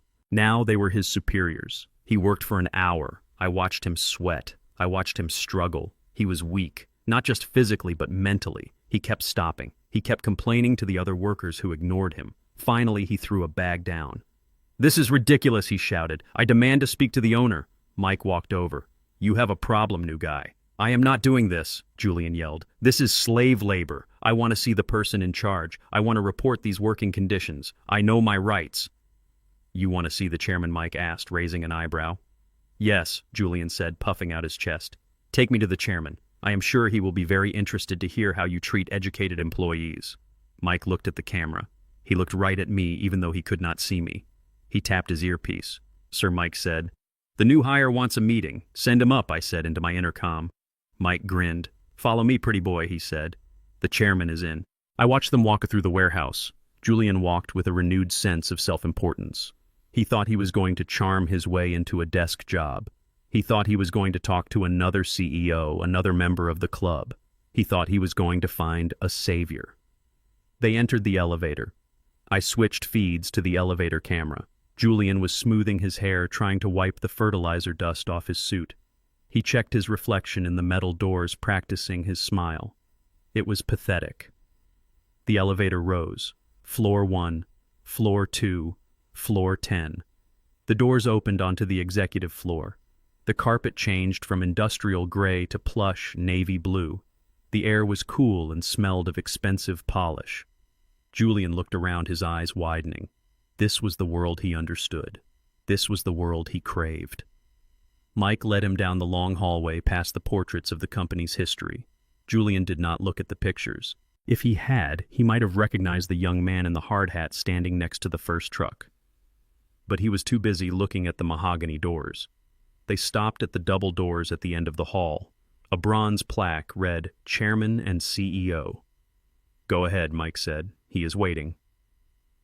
Julian took a deep breath. He fixed his tie. He opened the doors and walked in. My office was large. A wall of windows overlooked the entire logistics yard, the trucks moving like ants below. I sat in my high-backed chair facing the window, my back to the door. "Mr. Chairman," Julian said, his voice smooth, his salesman persona fully engaged. "Thank you for seeing me. I know this is unorthodox, but I felt compelled to bring some issues to your attention. I am a man of considerable experience, and I believe my talents are being wasted on the loading dock." I did not turn around. I let the silence hang in the air. "I have a vision for efficiency." Julian continued, stepping closer. "I can help you streamline your operations. I can save you money. I just need an opportunity." I spun the chair around, slowly. "Hello, son," I said. Julian froze. His mouth fell open. He stared at me, his eyes bulging as if he were seeing a ghost. "Dad," he whispered. He looked around the office. He looked at the awards on the wall. He looked at the nameplate on the desk. "Booker Washington. You You work here, he stammered. You are the janitor here too. I leaned back in my chair, steepling my fingers. I am not the janitor, Julian, I said, my voice calm and deep. I am the founder. I am the owner. I am Global Logistics. No, he shook his head, backing away. No, that is impossible. You are a foreman. You retired. You have a pension. I have a corporation. I corrected him. I bought this company 40 years ago when it was 2 trucks and a shed. I built it into this. I swept my hand toward the window, toward the empire of trucks and warehouses below. I hid it from you, I said, because I wanted you to build your own life. I wanted you to have the hunger. But you never had the hunger, Julian. You only had the greed. Julian fell to his knees. The shock was too much for his exhausted, starving body. You are rich, he gasped. You are a millionaire. Multi-millionaire, I said. And you let me live like this, he screamed. You let me sleep in a car. You let me starve. You have all this, and you let your own son eat garbage. I did not let you do anything, I said, standing up. You chose this. You chose to hit me. You chose to threaten me. You chose to try and steal a house you did not earn. I walked around the desk. I stood over him. He smelled of fertilizer and failure. You came here looking for a job, I said. You wanted to speak to the boss. Well, here I am. Julian looked up at me. Tears streamed down his face, cutting tracks through the dirt. Dad, please, he begged, reaching for my pant leg. I am sorry. I didn't know. I swear I didn't know. If you knew I was rich, you would have been nicer, I asked. Is that it? You only respect people with money? No, he sobbed. No, that is not it. That is exactly it, I said, my voice hardening. You judged me by my work boots. You judged me by my old truck. You thought I was beneath you. I kicked his hand away from my leg. So here we are, I said. You want a job. You want to work for Global Logistics. Yes, he cried. Yes, anything. Please, Dad, put me in management. I can run a division. I can help you. We can run this together. Family. I laughed. It was a dry, humorless sound. Management, I said. You couldn't manage a lemonade stand, Julian. You definitely cannot manage my company. I walked back to my desk. I picked up a set of keys. I tossed them onto the floor in front of him. They landed with a heavy clank. Those are the keys to the janitorial closet, I said. Julian stared at the keys. You want a job, I asked. The position of head of sanitation is open. The previous guy retired. He was a good man, hard worker. You have big shoes to fill. You want me to be a janitor, he whispered. Here, in your company. I want you to learn, I said. I want you to learn what it feels like to clean up other people's messes. I want you to learn that there is dignity in every job if you do it well. But the employees, he stammered. They will know. They will see me. Yes, I said. They will see you, and you will see them. For the first time in your life, you will actually see them. I pointed to the door. $10 an hour, I said. 7 a.m. to 5 p.m. You clean the toilets. You mop the floors. You empty the trash. And if I see one speck of dust, Julian, if I catch you slacking off for 1 minute, you are fired, and you can go back to the bridge. Julian looked at the keys. He looked at me. He looked at the luxury of the office he felt he deserved. He realized then that he had no choice. He was trapped. He was hungry. He was broken. He reached out. His hand shaking, he picked up the keys. Thank you, he whispered. It was the most painful thing he had ever said. Do not thank me, I said, sitting back down. Get to work. The executive washroom is down the hall. It is filthy. Julian stood up. He looked small in his dirty suit covered in fertilizer dust, holding a ring of janitor keys. He turned and walked to the door. He walked with his head down, his shoulders slumped. He walked out. I watched the door close. I swiveled my chair around to look out the window. I watched the trucks moving below. I did not feel happy. I did not feel triumphant. I felt the deep, aching sadness of a father who has to break his child's bones to set them straight. But I also felt hope. He had picked up the keys. He had taken the job. It was a start. It was a very low, very dirty start. But it was a start. I picked up the phone. Mike, I said. Yes, Mr. Chairman. The new janitor is coming down, I said. Treat him like anyone else. No special favors. And Mike? Yes, sir. Make sure he cleans the drains, I said. I want him to get his hands dirty. Understood, sir. I hung up. The lesson had moved to the next phase. He was going to scrub his way to salvation, or he was going to quit. Either way, I would know the truth. I opened the file on my desk. It was the quarterly report. Business went on, and now my son was finally a part of it, even if he was just taking out the trash. The leather of my executive chair creaked as I leaned back, the sound echoing in the silent, expansive office that sat atop the global logistics headquarters.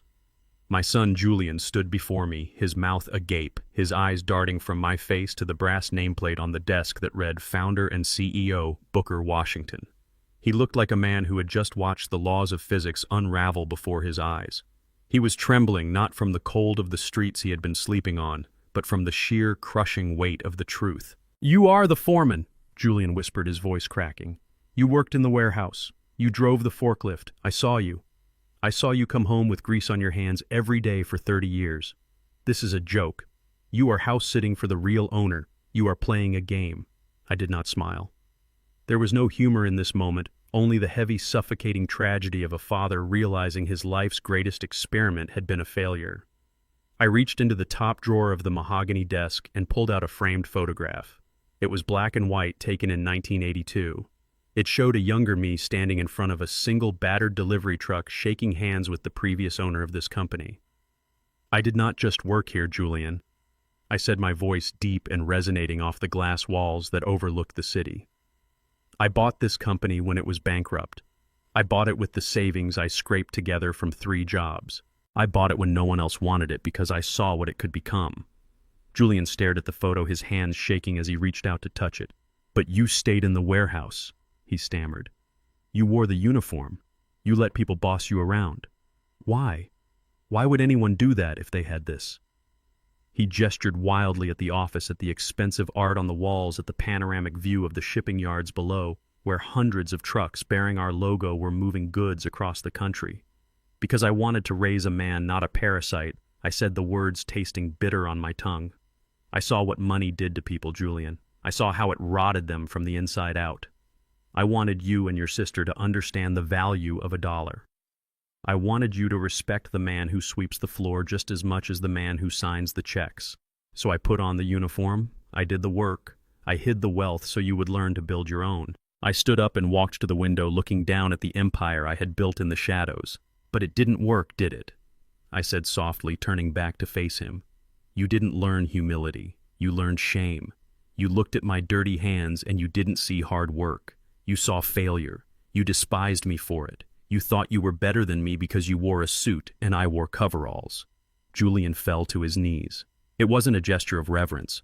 It was the collapse of a man whose entire reality had just been shattered. He looked up at me, and for the first time, I saw the true depth of his greed. It wasn't awe in his eyes. It was hunger. He was calculating. He was doing the math in his head. If I owned this, if I was the chairman, then the inheritance wasn't just a house. It was millions. It was tens of millions. "Dad!" he gasped, crawling forward on the plush carpet. "You have all this. You have millions of dollars. Hundreds of millions," I corrected him, my voice cold. "Hundreds," he breathed the word sounding like a prayer.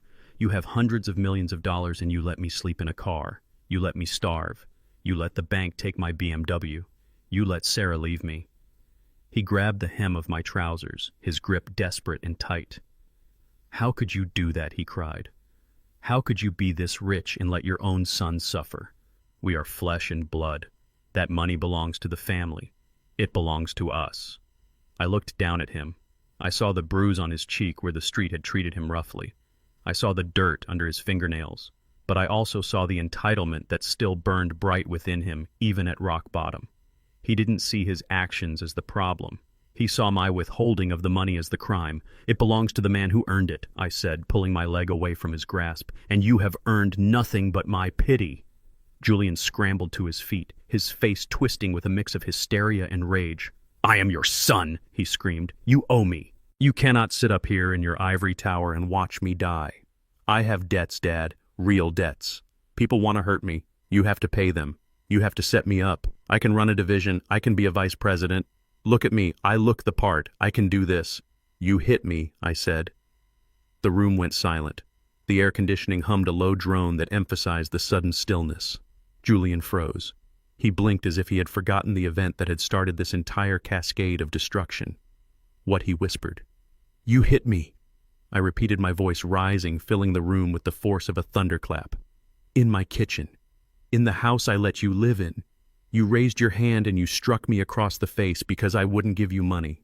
You looked at your father, an old man, and you decided that your greed was more important than my dignity." Julian stepped back, his hands raising in a pathetic defensive posture. "I was stressed," he pleaded. "I didn't mean it. It was a mistake. I was desperate." "You were revealing your true self," I said, walking toward him. "You showed me exactly who you are. You are a bully, Julian. You are a coward who hits old men and cries when the world hits back." I stopped inches from his face. I could smell the stale sweat and the fear on him. "You ask me why I let you starve," I said, my eyes boring into his. "You ask me how I can keep this money from you." I walked back to the desk and picked up a lighter. I picked up a $100 bill from a stack I kept in the drawer for petty cash. I flicked the lighter. The flame danced orange and blue. I held the bill to the flame. It caught fire instantly, curling and blackening the face of Benjamin Franklin, dissolving into ash. Julian watched horrified as I let the burning bill fall into a crystal ashtray. "I would rather burn every single dollar in this building for heat," I said, my voice dropping to a whisper that was louder than a scream. "I would rather watch it all turn to ash and dust than give 1 red cent to a man who beats his father." Julian sobbed, his body shaking. "Dad, please, I am begging you. I have nowhere to go. I have nothing to eat. I will die out there." "Then you better learn how to survive," I said. I walked over to the corner of the office where a janitor's cart was parked. I had asked my head of maintenance to leave it there before the meeting. I reached into the bucket. The water was gray and cold. I pulled out a mop. It was heavy, wet, and smelled of industrial cleaner. I grabbed a rag, a rough gray cloth stained with the dirt of 1,000 floors. I walked back to Julian. He was looking at me with wide, terrified eyes, waiting for a check, waiting for a key to a condo, waiting for salvation. I threw the rag at him. It hit him in the chest with a wet slap and fell to the floor. He looked at it. He looked at me. "What is this?" he whispered. "It is your inheritance," I said. I pointed to the door. "You wanted a job, Julian. You wanted to work at Global Logistics. Well, congratulations. You are hired." I held out the mop. "The position is night shift janitor," I said. "You start now. You clean the executive floor, you clean the bathrooms, you clean the break rooms. And you do it until this place shines like a diamond." "Janitor," he choked out. "You want me to be a janitor? Like you?" "No," I said. "Not like me. I did it with pride. You will do it with penance." I walked back to my desk and sat down, turning my attention to a stack of files, dismissing him. "The pay is $10 an hour," I said without looking up. "It is minimum wage.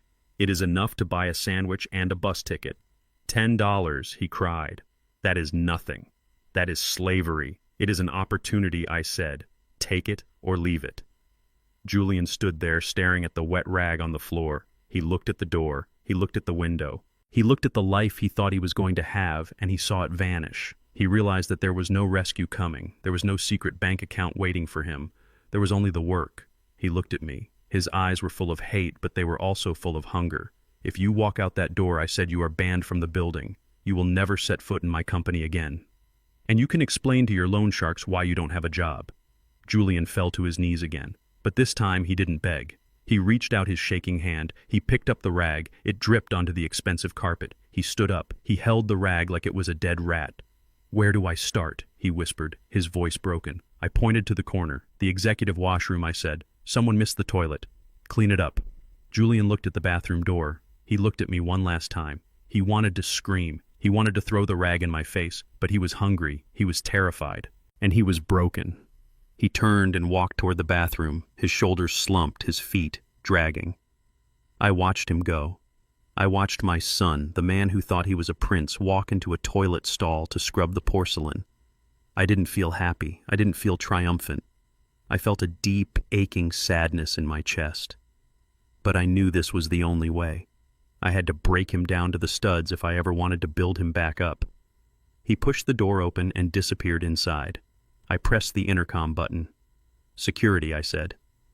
"Yes, Mr. King. The new janitor is on the floor," I said. Monitor him. If he tries to steal anything, if he tries to leave before his shift is over, throw him out. Understood, sir. I released the button. I swiveled my chair around to look out at the city. The sun was setting, painting the sky in colors of blood and gold. I had my company. I had my fortune, but I had lost my son a long time ago. Now I was trying to grow a new one from the weeds. It was going to be a long night for Julian, and it was going to be a long night for me, because tomorrow the rest of the world would find out. And Sarah? Sarah was not going to go quietly. I opened the file on my desk. It was the security footage from the house the night of the assault. I wasn't done with justice yet. Not by a long shot. The bucket of soapy water was gray and tepid, smelling of industrial pine cleaner and the distinct metallic tang of despair. Julian dipped the mop into the wringer and pushed the lever down. His hands were already blistering. He had never held a mop in his life, not for more than 5 minutes, to clean up a spilled drink in his own kitchen. Now it was his primary tool of trade. He dragged the heavy wet strands across the concrete floor of the main distribution hub of global logistics. I watched him from the catwalk 3 stories up. I stood in the shadows where he couldn't see me, but I could see every line of tension in his back. He was wearing the standard issue gray jumpsuit with the company logo on the breast pocket. It was a size too small, pulling tight across his shoulders, making him look like a child who had outgrown his clothes. The warehouse was busy. Forklifts beeped and whirred, pallets of goods were being moved with organized chaos, and the shouts of the shift supervisors echoed off the corrugated metal walls. These were the men and women Julian had sneered at for years. He had called them grunts. He had called them nobodies. He had walked through this very floor months ago in his Italian suit, holding a handkerchief to his nose, as if the smell of honest labor might infect him. Now he was cleaning up their muddy boot prints. He reached a group of packers taking a water break near the loading bay. They went silent as he approached. They knew who he was. News travels fast in a company like this. They knew he was the boss's son. They knew he had tried to steal the company. And they knew he was now the lowest rung on the ladder. One of them, a man named Marcus, who had been with me for 15 years, stepped forward. He didn't mock Julian. He didn't laugh. He just looked at the spot Julian had missed. "You missed a spot there, rookie," Marcus said, pointing to a streak of oil near the safety line. Julian flinched. I saw his jaw tighten. I saw his grip on the mop handle turn white. The old Julian would have fired Marcus on the spot for speaking to him. The old Julian would have screamed about disrespect. But the new Julian just swallowed hard. He looked at Marcus. He looked at the floor. "Yes, sir," Julian whispered. He went back and mopped the spot. He scrubbed it until the oil was gone. I felt a strange mixture of pity and pride. Pity because no father wants to see his son humiliated. Pride because for the first time in his life Julian was eating humble pie and he wasn't choking on it. But the lesson wasn't over. The day had just begun. At 10 o'clock the side door to the warehouse opened. The bright morning sunlight cut through the dim interior like a laser beam. A woman stepped through the door. She looked completely out of place in this world of steel and concrete. She was wearing a white dress that was too short for the weather and heels that were too high for walking. Her hair was done up in a complex twist, and her lips were painted a bright, aggressive red. It was Sarah. She wasn't supposed to be here. She was supposed to be gone, but Sarah was like a bad penny. She always turned up when you least expected her. She scanned the floor, her eyes darting back and forth with frantic energy. She was looking for her husband. She was looking for the man who had promised her the world and delivered a tent. She spotted him near the break room emptying a trash can. She froze. I saw her hand fly to her mouth. She stared at the gray jumpsuit. She stared at the rubber gloves. She stared at the man she had married. Julian turned around holding a bag of garbage. He saw her. He dropped the bag. It hit the floor with a thud, spilling coffee grounds and sandwich wrappers onto the concrete he had just cleaned. "Sarah," he breathed. She walked toward him. Her heels clicked sharply on the hard floor, a staccato rhythm of judgment. The workers stopped what they were doing. The warehouse went quiet. Everyone wanted to see this. She stopped 3 feet away from him. She looked him up and down. She looked at the sweat stains on his armpits. She looked at the grime on his face. "Is this it?" she asked. Her voice was trembling, not with sadness, but with rage. "Is this your grand plan, Julian?" Julian stepped forward, his hands held out in a pleading gesture. "Sarah, please. It is a job. It is a start," Dad said. "I don't care what your father said," Sarah screamed. Her voice echoed to the rafters. "Look at you. You are a janitor. You are cleaning up trash." "I am working," Julian said, his voice cracking. "I am earning money. $10 an hour, Sarah. It buys food. It buys us time. It buys us nothing," she spat. $10 an hour. "Do you know how much my skincare routine costs, Julian? Do you know how much my dignity costs?" She looked around the warehouse at the faces of the workers watching them. She saw their amusement. She saw their judgment. "You promised me a mansion," she hissed. "You promised me millions. And now you are standing here smelling like garbage telling me you are earning $10 an hour." "I am trying," Julian yelled back, desperation creeping into his voice. "I am doing this for us. I am trying to prove to him that I can change." "You can't change what you are," Sarah said cruelly. "You are a loser, Julian. You were a loser in a suit, and now you are a loser in a jumpsuit. The only difference is now you dress the part." Julian looked like he had been slapped. He slumped his shoulders. The fight drained out of him. "Sarah, please," he whispered. "Don't do this here. Not in front of them." She laughed. A high, piercing sound that lacked any humor. "You think they care about you?" she asked. "They are laughing at you, Julian. Everyone is laughing at you. And I am done being the punchline of your joke." She stepped closer. She invaded his personal space. "You are useless," she said. "You are weak, and you are broke." Then she did something that made the entire warehouse gasp. She gathered the saliva in her mouth, and she spat. It hit Julian right on the cheek, a wet glob of disrespect that slid down his face mixed with the sweat and the dirt. Julian stood frozen. He didn't wipe it off. He just stared at her, his eyes wide with shock. The workers muttered angrily. Even they knew there were lines you didn't cross. I gripped the railing of the catwalk. My knuckles turned white. I wanted to go down there. I wanted to throw her out myself. But I stayed. Julian needed to feel this. He needed to see exactly who he had married. Sarah looked at him with pure disgust. "Enjoy your trash, Julian," she said. "It is the only company you are fit for." She turned on her heel. She didn't look back. She walked away from him, leaving him standing in the debris of the spilled garbage bag, the spit still wet on his face. Julian fell to his knees. He didn't care who was watching. He put his head in his hands, and he sobbed. It was a guttural sound, a sound of total defeat.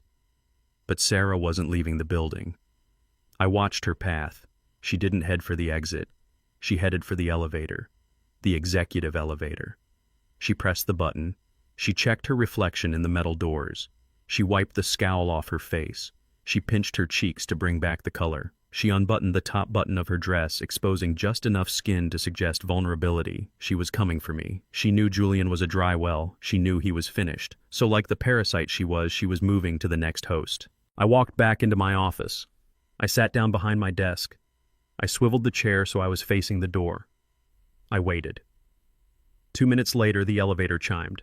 I heard the click of her heels on the plush carpet of the executive hallway. She paused outside my door. I could hear her taking deep breaths, getting into character. She was preparing the performance of a lifetime. The door opened. Sarah walked in. She didn't storm in like she had at the warehouse. She drifted in. Her head was bowed. Her shoulders were slumped. She looked like a broken bird seeking shelter from the storm. "Mr. Washington," she whispered, her voice soft and trembling. I didn't say anything. I just watched her. She walked to the front of my desk. She looked up at me through her eyelashes. Her eyes were wet with tears she had summoned on the elevator ride up.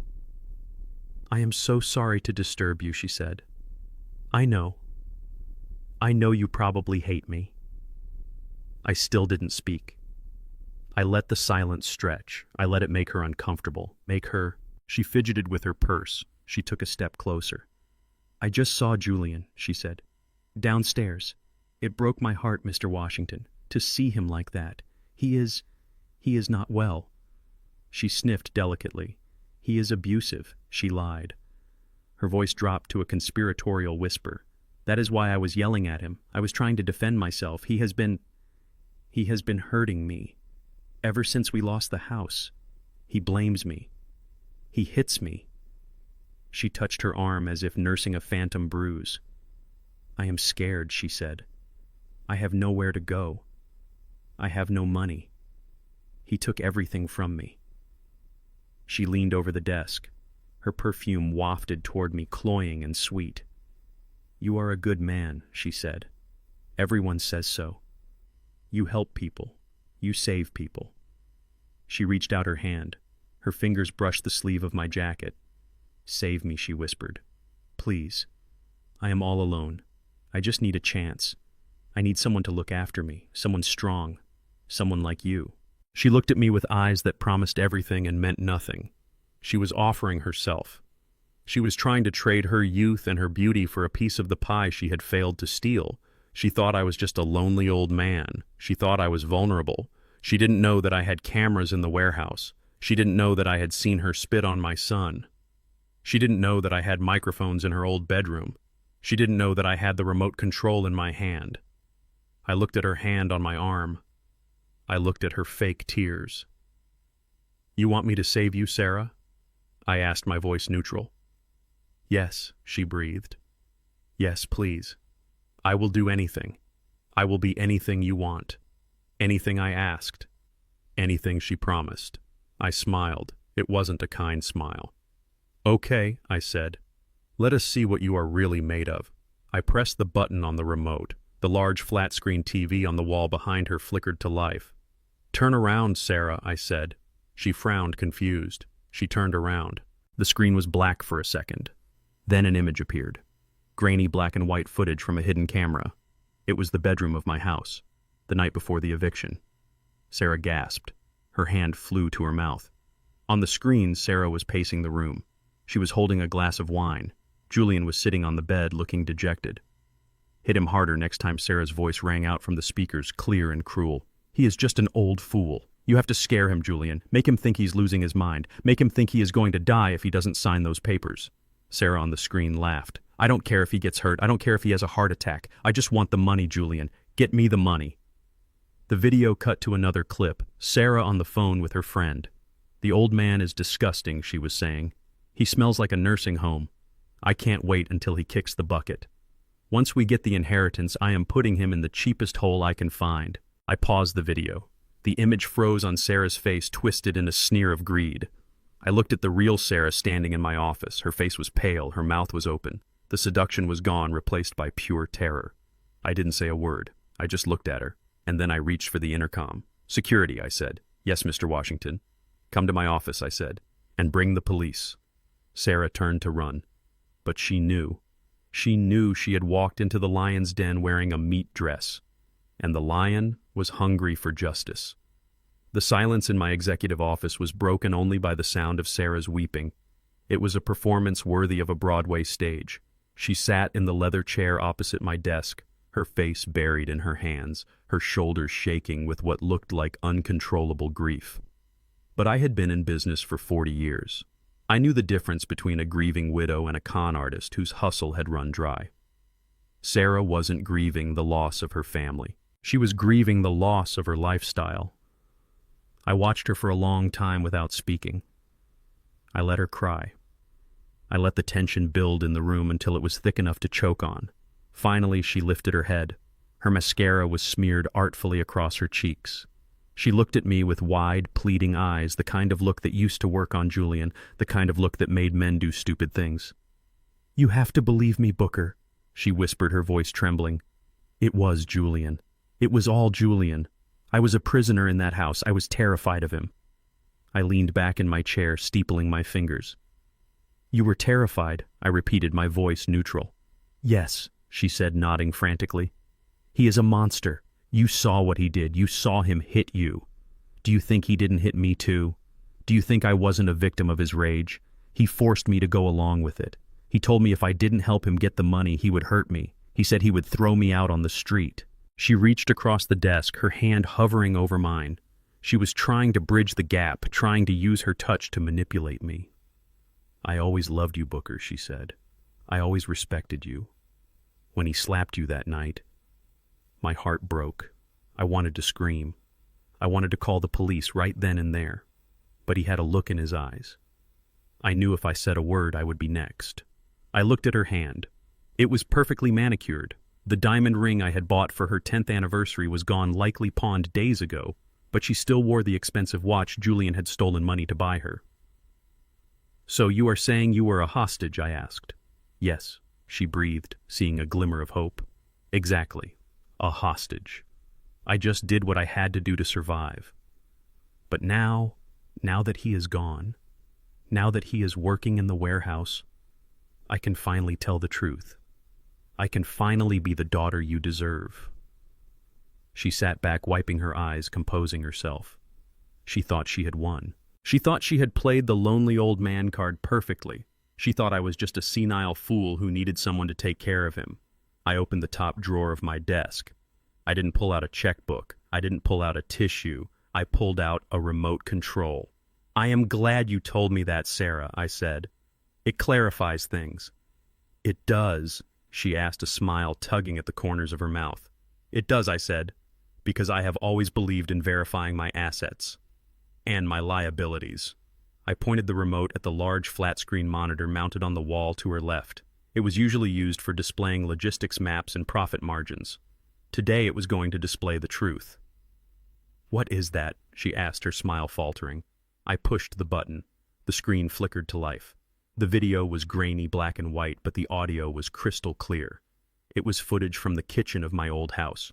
The timestamp in the corner read 11:42 p.m., 2 nights before the eviction. Sarah gasped. She recognized the room. She recognized the clothes she was wearing in the video. On the screen, Julian was sitting at the kitchen table, his head in his hands. He looked defeated. He looked scared. "I can't do it." "Sarah." Julian's voice came through the speakers, whining and pathetic. "He is my dad. I can't just throw him out. I can't hit him." Sarah on the screen walked into the frame. She wasn't crying. She wasn't terrified. She looked like a viper coiled to strike. She walked up behind Julian and slapped him on the back of the head. "Don't be such a coward," the digital Sarah hissed. "He is an old man. He is useless. He is sitting on a gold mine, and he is giving you pennies. Do you want to be poor forever, Julian? Do you want to lose me?" "No," Julian whined. "But violence is the only language he understands," Sarah said. She leaned in close to Julian's ear. "You have to scare him. You have to break him. When you ask for the money tomorrow, if he says no, you hit him. And you hit him hard." In the office, the real Sarah turned pale. She started to stand up. "Turn it off," she screamed. "Turn it off!" I didn't turn it off. I turned the volume up. On the screen, Julian looked up at his wife. "Hit him!" "Yes," Sarah said. "Smack him, knock him down, make him think he is frail, make him think he is weak. If he is scared enough, he will sign anything. And if he doesn't, we put him in the home. We tell everyone he fell.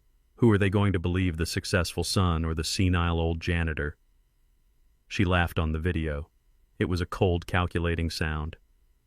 "Do it for me, baby," she said, kissing him on the cheek. "Do it for us. Think of the money. Think of the house. Just get rid of the old bastard." The video ended. The screen went black.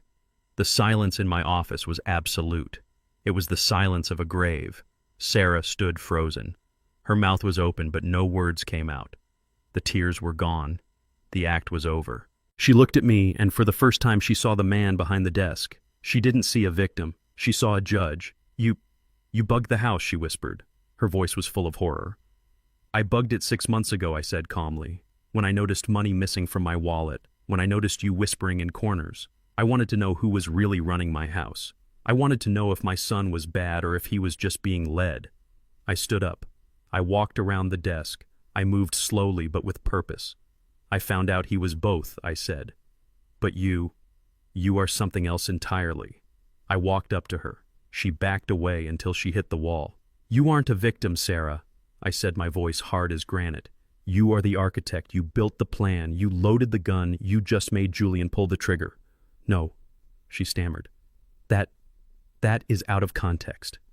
I was stressed. I didn't mean it. You told him to hit me." I roared. The sound of my voice made her jump.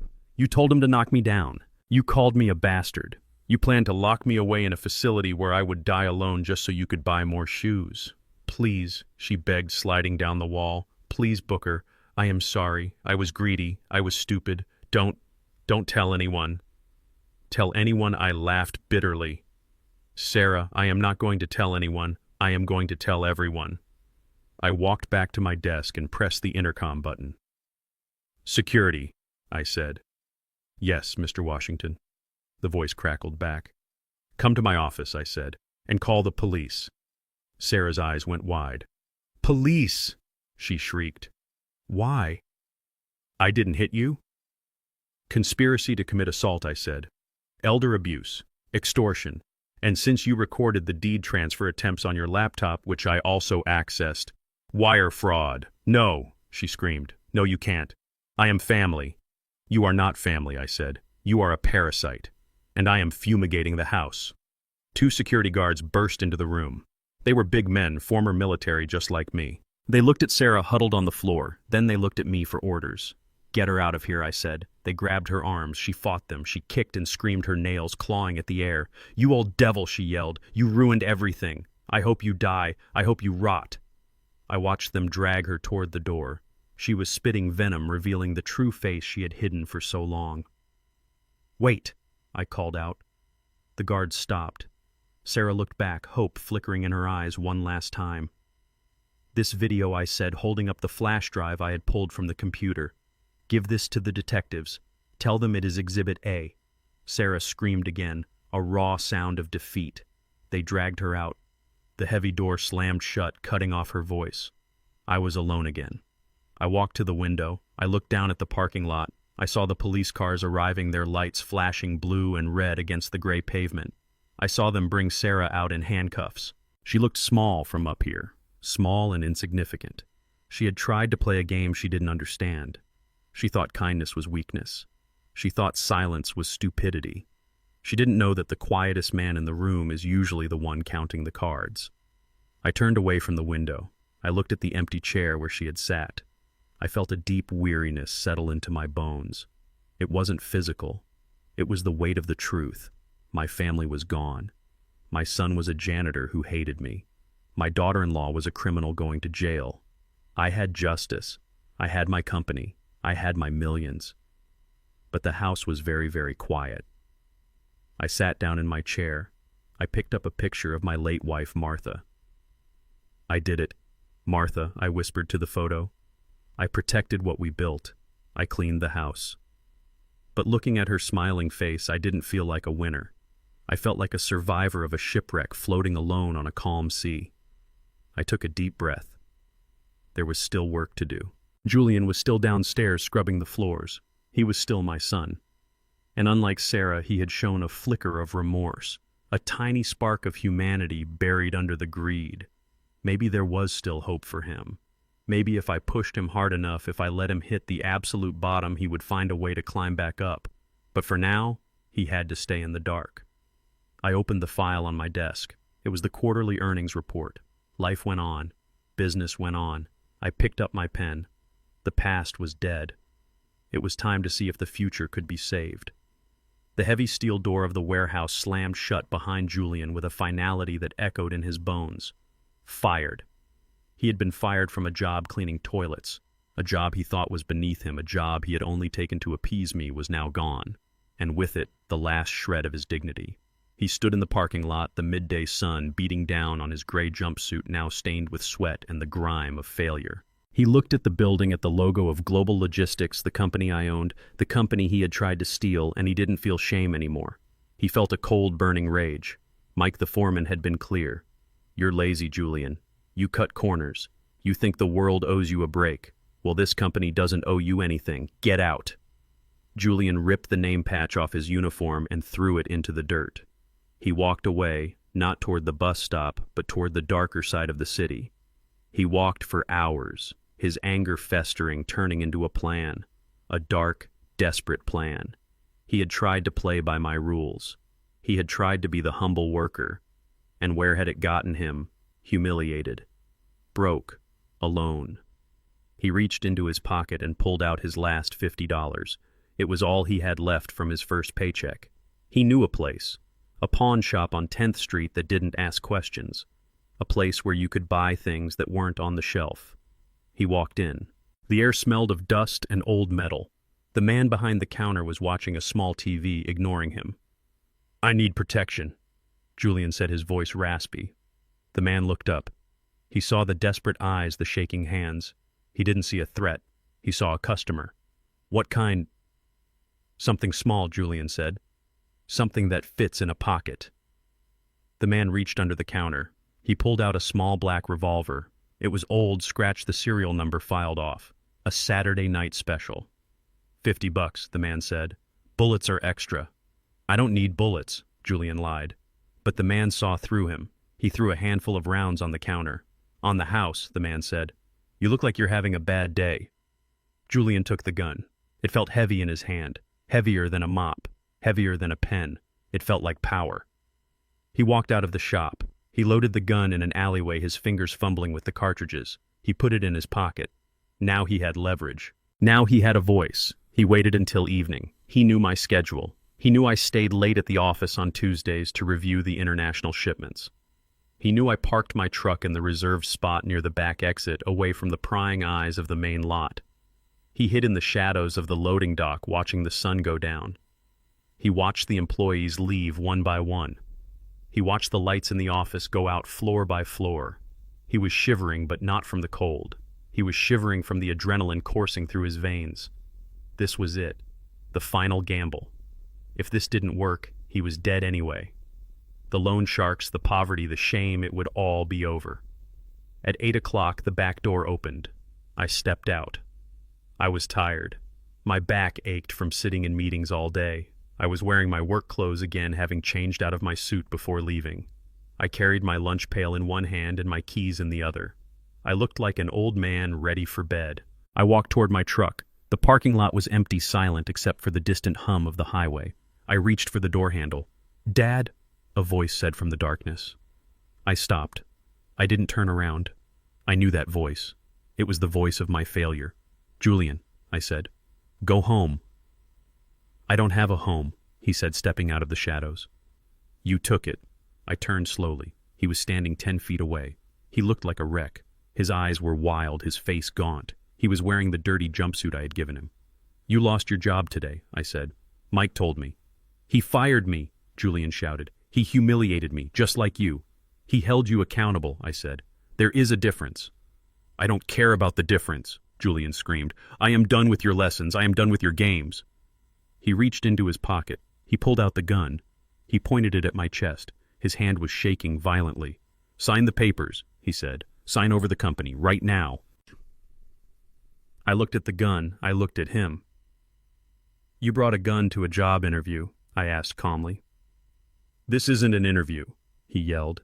"This is a robbery. Give me the company, Dad, or I swear to God I will shoot you."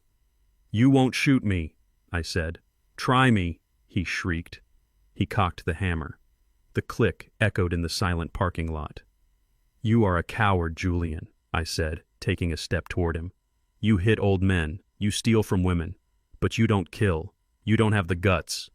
"I have nothing left to lose," he cried.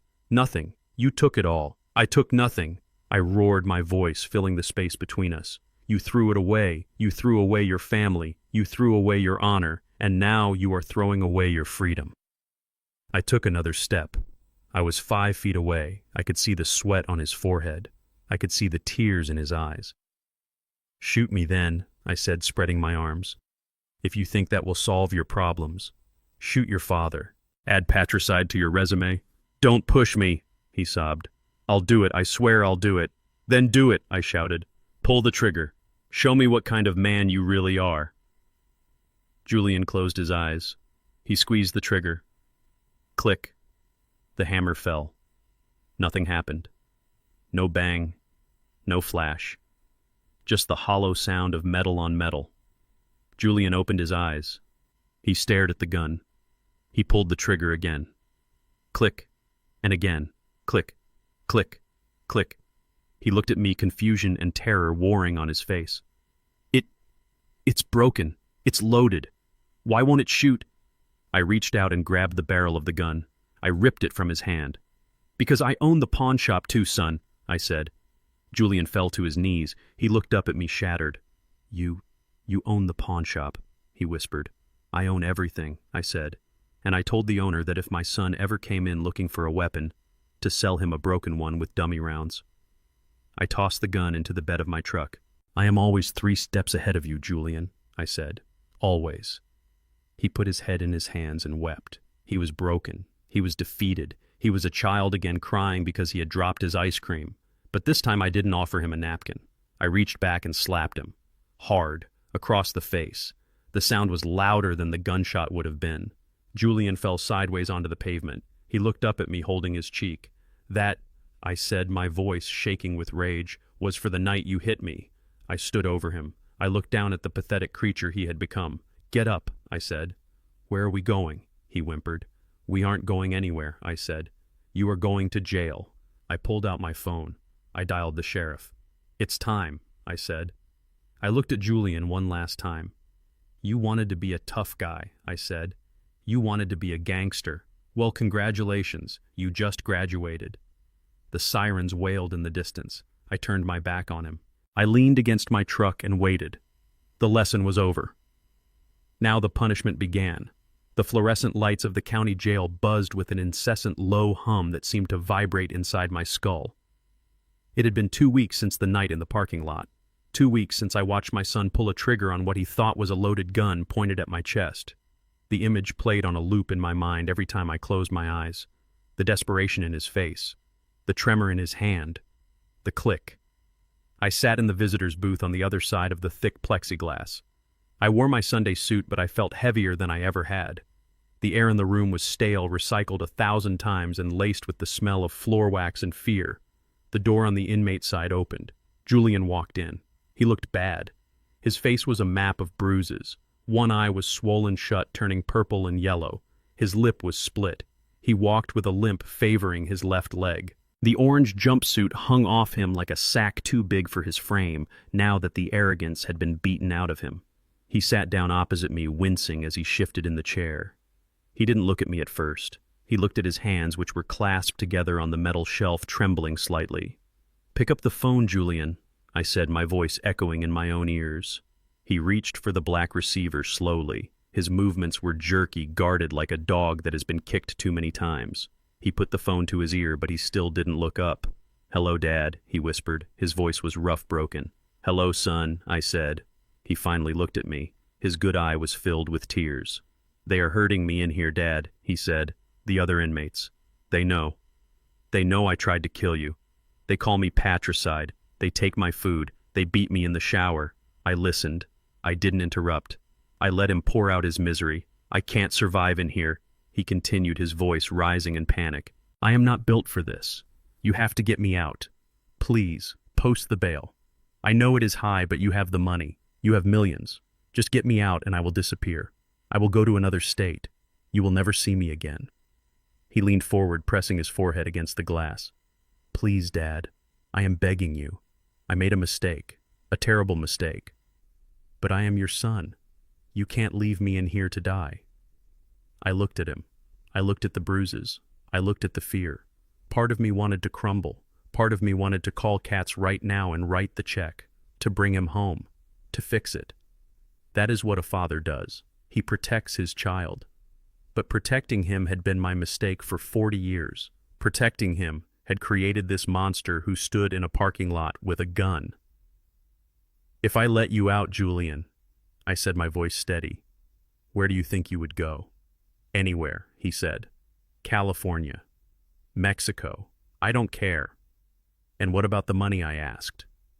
"What money?" he asked, confused.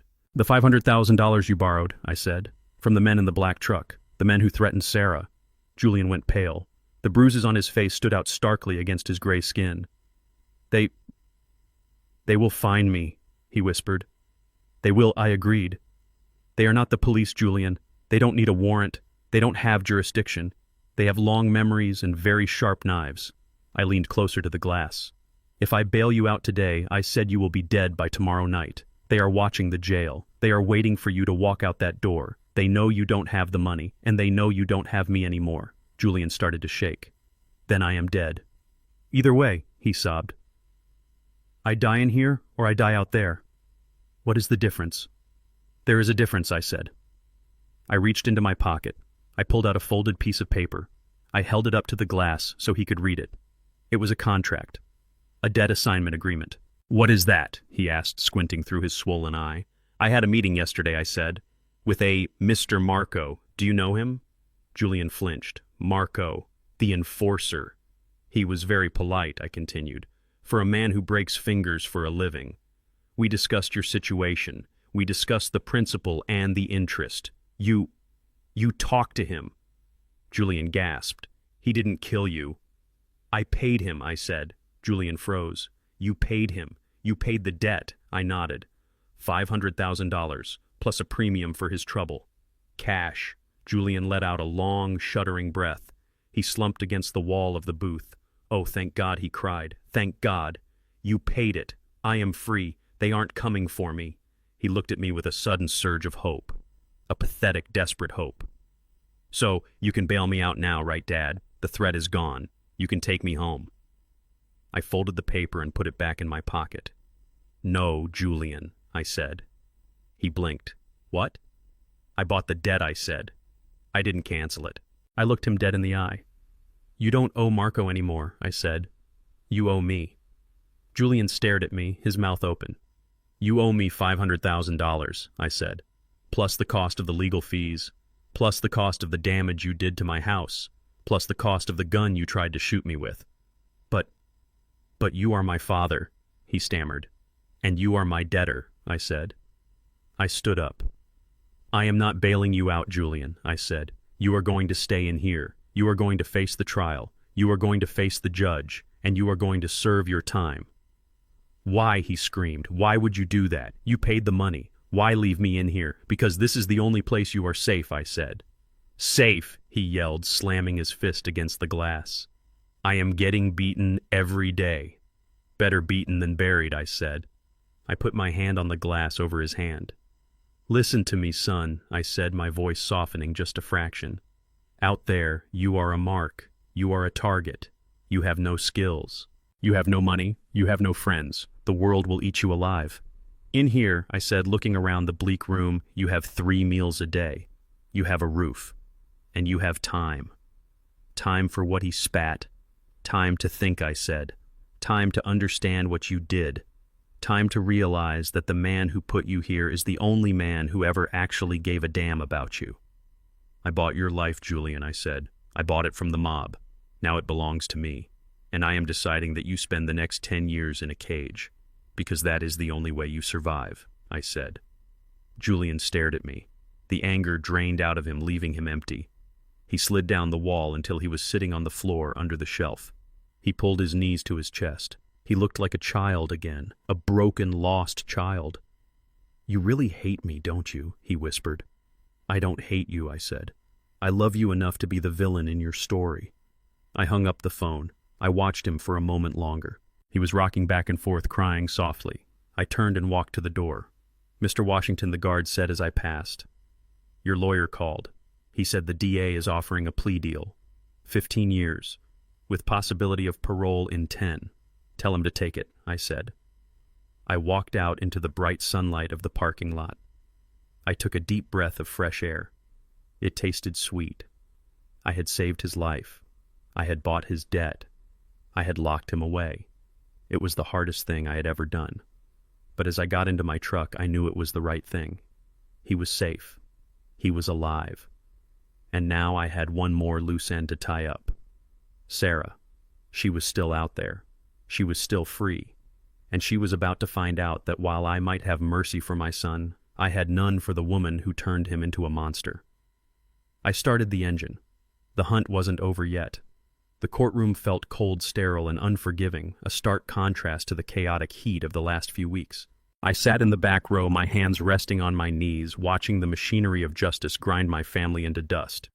Sarah stood at the defendant's table, her face a mask of calculated innocence. She wasn't wearing her designer dresses today. She wore a simple blouse and slacks, her hair pulled back in a ponytail, trying to look like the victim she claimed to be. The prosecutor, a sharp woman named Ms. Reynolds, paced in front of the jury box. Mrs. Washington Reynolds began, her voice crisp. "You claim you were unaware of your husband's fraudulent activities, yet your name is on the credit card applications. Your signature is on the lease agreements for cars you couldn't afford. How do you explain that? Sarah dabbed at her dry eyes with a tissue. I trusted him, she sobbed, her voice trembling perfectly. Julian told me he had investments. He told me his father was helping us. I just signed where he told me to sign. I didn't know he was stealing. I didn't know he was hurting his father. I watched her performance. It was impressive. She was trying to paint Julian as the monster and herself as the naive, devoted wife. She was throwing him to the wolves to save her own skin. You didn't know, Reynolds pressed. Even when he asked you to lie to the social workers, even when you stood by while he assaulted his father. I was scared, Sarah cried. He has a temper. You saw what he did to Mr. Washington. I was afraid he would do the same to me if I didn't go along with it. The door to the holding cell opened and Julian was led in. He was wearing his orange jumpsuit, shackles on his wrists and ankles. He looked haggard, his face still bruised from the jailhouse beatings, but his eyes were burning with a fierce, hateful light. He saw Sarah on the stand weeping her crocodile tears and he snapped. Liar, he screamed, lunging toward the witness box before the bailiffs grabbed him. You liar, it was your idea, all of it. The courtroom erupted. The judge banged his gavel. Order, order in the court. But Julian wouldn't be silenced. She told me to do it. He yelled, his voice raw. She told me to hit him. She told me to forge the signatures. She said if I didn't get the money, she would leave me. Sarah stood up, pointing a shaking finger at him. He's crazy, she shrieked. He's trying to drag me down with him. He's a psychopath. You spent the money, Julian roared, fighting against the guards. You bought the jewelry. You bought the clothes. You wanted the lifestyle. Sarah, you didn't care who got hurt. I am a victim here, Sarah screamed back. I am a victim of your greed. They were tearing each other apart, two rats in a bucket biting and scratching as the water rose. It was ugly. It was pathetic. And it was exactly what needed to happen. The judge ordered Julian removed. As they dragged him out, he looked at me. His eyes were wide, pleading, filled with the realization that he was alone. Dad, he cried. Tell them she's lying. I didn't say a word. I just watched him go. Sarah sat back down, composing herself, thinking she had won, thinking she had successfully shifted the blame. But Ms. Reynolds wasn't done. Mrs. Washington, she said, pulling a document from her file. You say you were afraid of your husband. You say you were coerced. Yet we have records of text messages sent from your phone to a friend on the night of the assault. Sarah froze. Reynolds read from the paper. The old man is finally breaking. Julian is too soft, but I'll make sure he does what needs to be done. We're going to be rich, girl. The courtroom went silent. Sarah's face drained of color. And this one, Reynolds continued. If he doesn't sign, we'll just put him in the home and take the house anyway. Who cares about a useless old man? Sarah shook her head. That's out of context. It sounds very clear to me, Reynolds said. It sounds like a conspiracy. It sounds like you were the driving force behind the abuse, Mrs. Washington. Not a victim, a ringleader. Sarah looked around the room, desperate for an ally. She looked at the jury. They were looking at her with disgust. She looked at her lawyer, who was staring at his table. Then she looked at me. I met her gaze. I didn't smile. I didn't frown. I just looked at her with the cold, hard truth of who she was. She realized then that there was no escape. The game was up. She stammered. No further questions, Reynolds said. Sarah was led away in handcuffs, still protesting, still blaming everyone but herself. I stood up. The show was over. The truth was out. I walked out of the courtroom into the bright light of the lobby. Katz was waiting for me. It's done. Booker, he said. They'll both do time. Significant time. Good, I said. Are you okay? He asked. I took a deep breath. I will be, I said, eventually. I walked out to my truck. The city was moving on, oblivious to the tragedy of the Washington family. But I knew, and that was enough. I drove home, to my empty house, to my quiet life. But as I pulled into the driveway, I felt a strange sense of peace. The rot was gone. The poison had been drawn out. It was time to heal. And maybe, just maybe, in the silence of a prison cell, Julian would finally start to heal too. But that was his journey now, not mine. I had a garden to tend, and a life to live, one that was finally truly my own. The year had passed slowly, the days dragging like a heavy chain across a concrete floor. I sat on my porch watching the leaves turn from green to gold and back to green again. I was 74 years old now. My business was running smoother than ever, my profits were up, and my enemies had been vanquished. But the house was quiet. Too quiet. I had regular updates on Julian. I knew the warden at the state penitentiary, a man named Miller, who owed me a favor from a union dispute back in the 90s. Miller told me that the first 3 months had been hell for my son. Julian had tried to buy protection with money he didn't have. He had tried to bluster and threaten. He had gotten beaten. He had gotten his nose broken in the shower. He had spent weeks in the infirmary. But then around month 4, something changed. Miller told me Julian had stopped talking. He stopped bragging about his father, the billionaire. He stopped threatening to sue the guards. He went quiet. He requested a transfer to the vocational block. He wanted to work in the wood shop. I didn't intervene. I didn't send money for his commissary. I didn't pull strings to get him an easier job. I let him sit in the sawdust and the noise. I let him learn. It was a Tuesday afternoon when the delivery truck pulled up to my gate. It wasn't one of my logistics trucks. It was a standard freight carrier. The driver, a young man with a clipboard, looked confused as he walked up the long driveway. "Mr. Washington," he asked, wiping sweat from his forehead. "I am Booker Washington," I said, standing up from my rocking chair. "I have a delivery for you, sir," he said. "It is heavy. A crate from the, Department of Corrections." I felt a jolt in my chest. A crate. Was it a body? Had something happened to him? "Bring it up here," I said, my voice steady despite the sudden fear gripping my heart. He used a hand truck to wheel a large wooden crate onto the porch. It was rough pine nailed shut with no markings other than the return address of the prison and my name. "Sign here, please," the driver said. I signed. The driver left. I was alone with the box. I went to the garage and got my crowbar. My hands were shaking slightly. I told myself it was just age, but I knew better. It was hope, and it was fear. I pried the lid off. The nails screeched as they pulled free from the wood. I pulled away the packing straw. Inside was a chair. It wasn't a fancy chair. It wasn't upholstered in leather or velvet. It was a simple, straight-backed dining chair made of solid oak. The wood was smooth sanded down to a satin finish. The joints were tight dovetails cut by hand, not by a machine. It was sturdy. It was honest. I pulled it out of the crate. It was heavy, solid. I set it down on the porch planks. It sat there gleaming in the afternoon sun. Taped to the seat was a letter. It was written on cheap prison stationery, the paper thin and gray. I sat down in my rocker. I picked up the letter. I recognized the handwriting, but it had changed. It used to be scrawling and hasty, the writing of a man who didn't have time for details. Now it was precise. Careful. Dear Dad. They told me I could send one item home from the shop this year. Most guys make jewelry boxes or picture frames. I made this. It took me 6 months. Down. I cut the wood myself. I sanded it by hand. I didn't use power tools for the finish because I wanted to feel the grain. I wanted to make sure it was smooth. I remember you telling me once that you can tell the quality of a man's work by the parts no one sees. So I sanded the underside of the seat just as smooth as the top. I ran my hand under the seat of the chair. It was smooth as glass. Not a splinter, not a rough patch. I am not asking for anything.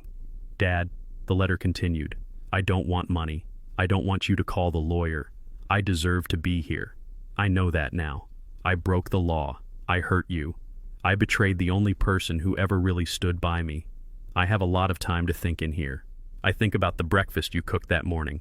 The bacon, the eggs. I was so arrogant. I thought I had won. I didn't realize that by eating that food I was swallowing my own soul. I work in the shop 8 hours a day. My hands are rough now. They bleed sometimes. My back hurts. And for the first time in my life, I feel like I am actually doing something. I feel like I exist. You were right about everything. Money doesn't make you a man. What you build makes you a man. What you leave behind makes you a man. I built this chair for you. It is strong. It will hold you up. I hope that one day I can be strong enough to hold you up too. I am sorry, Dad. For the slap, for the insults, for everything. Your son, Julian. I lowered the letter. The wind rustled the paper in my hand. I looked at the chair. I looked at the joinery. It was perfect. It was the work of a craftsman. It was the work of a man who had learned patience. I stood up. My knees popped. I walked over to the chair Julian had made. I sat in it. It was firm. It supported my back. It felt grounded. I ran my hands over the armrests. I could feel the hours he had put into this. I could feel the sweat. I could feel the repentance in the wood. He hadn't asked for bail. He hadn't asked for commissary funds. He hadn't asked for a visit. He had just sent me a chair. A tear leaked out of my eye. Then another. Then a sob broke loose from my chest, a sound I had been holding back for a year, maybe for 40 years. I cried. I cried for the boy I had lost. I cried for the time we had wasted. I cried for the pain he must be in, but mostly I cried because my son was finally coming back to me. He wasn't coming back in a limousine. He wasn't coming back with a check. He was coming back in the grain of this wood. I sat there for a long time, weeping in the sunlight. The chair held me. It didn't wobble. It didn't break. It was solid, just like the man he was becoming. I wiped my eyes with the back of my hand. I took a deep breath. The air smelled different today. It smelled cleaner. I picked up my phone. I dialed the number for the prison. Warden Miller speaking. "Hello, Miller," I said, my voice thick. "It is Booker," Booker Miller said. "Did you get the package?" I did. I said, It is good work. He is the best worker in the shop," Miller said. "He keeps his head down. He helps the new guys. He is changing Booker." "I know," I said. "I can feel it." Miller, "I want to arrange a visit." "Of course," Miller said. "When do you want to come?" "Next week." "No," I said. "I want to come tomorrow." And Miller, "Yes, Booker." "Tell him to keep working," I said. "Tell him the chair is good. But tell him I need a table to go with it." Miller laughed. "I will tell him." I hung up the phone. I sat in the chair my son made and watched the sun go down. The nightmare was over. The healing had begun. Julian was in prison, but for the first time in his life, he was free. He was free from the greed. He was free from the lies. And I knew that when he walked out of those gates, whenever that day came, he would be a man I could look in the eye. I patted the arm of the chair. "Good job, son," I whispered. "Good job." The hammer fell from my hand and hit the porch floor with a clatter that sounded miles away. I tried to reach for it, but my arm refused to obey. It hung at my side heavy and useless like a piece of dead wood. Then the world tilted, the sky swapped places with the grass, and the oak tree in the front yard started to spin like a top. I tried to call out for help, but my tongue felt thick and heavy in my mouth. I collapsed. My cheek hit the wood of the porch, the same wood I had laid 40 years ago. I lay there staring at the grain, unable to move, unable to speak, waiting for the darkness to take me. I woke up in a hospital room. The lights were too bright. The air was too cold. I tried to sit up, but a hand gently pushed me back down. "Easy, Booker. You are okay." It was Katz, my lawyer, my friend. He looked older than I remembered. He looked tired. "What happened?" I rasped. My voice sounded weak.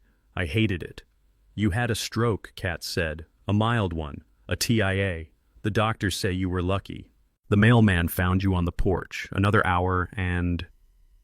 Well, let us not talk about that." I tried to move my arm. It was sluggish, but it moved. I wiggled my toes. They worked. I was alive, but I was not the same. I could feel it. The invincible armor I had worn for 74 years had a crack in it. I was mortal. I was fragile. "I need to go home," I said. "You can go home in a few days," Katz said. "But Booker, we need to talk about your care. The doctors say you cannot live alone anymore, not for a while. You need help. You need someone to cook for you, to help you dress, to watch you in case it happens again." "I don't need a babysitter," I grumbled. "You need a nurse," Katz said. "I have already contacted an agency. Top tier. 24-hour care. They are expensive, but you can afford it." I looked at the ceiling. A nurse. A stranger in my house. A stranger watching me sleep, watching me struggle to button my shirt. The thought made my skin crawl. I had spent my life building walls to keep people out. I wasn't going to let a stranger in now. "No," I said. "Booker, be reasonable." Katz sighed. "You have no one else." "I have a son," I said. Katz froze. He looked at me over the top of his glasses. "Julian?" he asked. "Booker, he is in prison. He is serving 15 years. He has only done 1. "Get him out," I said. Katz laughed in nervous disbelief. "Get him out." Just like that. "This isn't a movie, Booker. He is a convicted felon." You put him there, remember? I remember, I said. And now I want him out. I sat up, ignoring the dizziness. I know the system, Cats. I know about compassionate release. I know about hardship parole. I know that if the victim of the crime requests it, and if there is a medical necessity, the board can grant a temporary release for home confinement care. It is a long shot, Cat said. And even if we could do it, why would you want to? He hit you, Booker. He threatened to kill you. He is dangerous. He was dangerous, I corrected him. He isn't anymore. I thought about the chair he had built, the chair I had been sitting in when the stroke hit. It hadn't broken. It had held me up until my own body failed. He sent me a chair, Cats, I said. He made it with his hands. He sanded the bottom of the seat. So he is a carpenter now, Cats said dismissively. That doesn't mean he is a nurse. That doesn't mean he is a son. It means he has patience, I said. It means he has learned to care about the details. I looked at Cats. My eyes were pleading, but my voice was iron. This is the final test, Saul. I need to know. Know what? I need to know if he has changed for real. Anyone can write a letter. Anyone can build a chair when they are locked in a cage. But can he take care of the man he hated? Can he wipe my chin? Can he help me to the bathroom? Can he serve me without resentment? I took a breath. If he can do that, I said, then he is redeemed. If he can't, then I will know I failed him completely. Cat stared at me for a long time. He saw the resolve in my face. He knew he couldn't talk me out of it. I will make the call, he said, standing up. I will talk to the warden. I will talk to the board. But Booker, if he hurts you, if he hurts me, I said, then I deserve it for being a fool. But I have to try. 3 days later, I was back in my house. The house felt bigger than before. Empty. Quiet. I sat in the living room in the chair Julian had made. It was the only place I felt comfortable. My left hand was still weak. My walk was a shuffle. I felt like a ghost haunting my own life. I waited. Cats had worked a miracle. Or maybe money had worked a miracle. The parole board had granted a temporary release for familial caregiving, strict conditions, an ankle monitor, random drug tests. And if I made one phone call, he would be back in a cell before sunset. I heard a vehicle pull up outside. It wasn't a car, it was the bus. The city bus that stopped at the end of the road. I watched through the window. A man stepped off the bus. He was carrying a canvas duffel bag in one hand and a wooden toolbox in the other. It was Julian. He looked different. Even from a distance I could see it. He was thinner. His shoulders were broader. He wasn't walking with that arrogant swagger anymore. He walked with a steady, measured pace. He wore jeans and a flannel shirt, work clothes. He walked up the long driveway. He stopped at the spot where the moving truck had been parked the day I evicted him. He stopped at the spot where he had thrown his tantrum. He looked at the house. I saw him take a deep breath. I saw his hand grip the handle of the toolbox tighter. He was afraid. He wasn't afraid of me. He was afraid of the house. He was afraid of the memories. He was afraid of the man he used to be. He walked up the steps to the porch. He stood in front of the door. I held my breath. Knock, I thought. Just knock, son. But he didn't knock. He just stood there. I could see his shadow through the frosted glass of the door. He was standing perfectly still. He was hesitating. Why, I wondered. Was he having second thoughts? Was the anger coming back? Was he planning to run? I stood up. It took effort. I walked to the door. My hand hovered over the knob. I opened it. Julian was standing there. He looked up when the door opened. His eyes met mine. They were clear. There was no malice in them. There was no greed. There was only a deep, profound sorrow. He looked at my face. He looked at the way I was leaning on the doorframe for support. He looked at my trembling hand. Dad, he whispered. He didn't move to hug me. He didn't try to come in. He just stood on the welcome mat, the mat he had defiled with his entitlement. You look old, he said, his voice cracking. I had a stroke, Julian, I said. That is what happens. I know, he said. Mr. Katz told me. He looked down at his boots. I didn't think you would do it, he said. I didn't think you would let me out. Not after what I did. I needed help, I said. And you needed a job. He looked at the toolbox in his hand.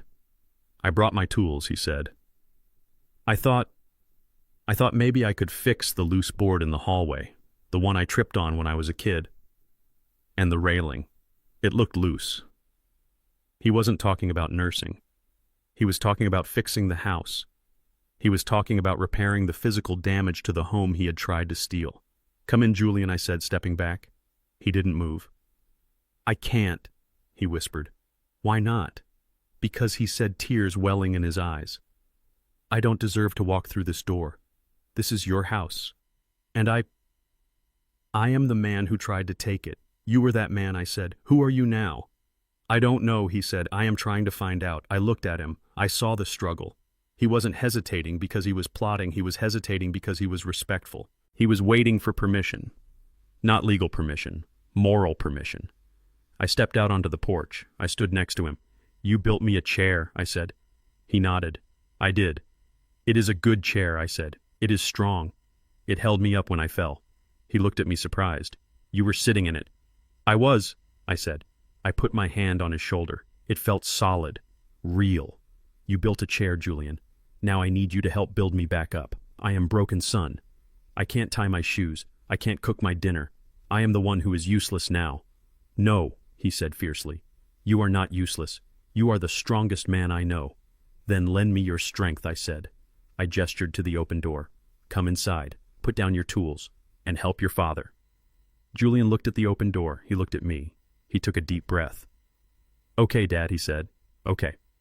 He stepped over the threshold. He walked into the house. He didn't strut. He didn't claim it. He entered like a guest, like a servant. He set his toolbox down gently in the foyer. He set his bag down next to it. "What do you need first?" he asked, rolling up his sleeves.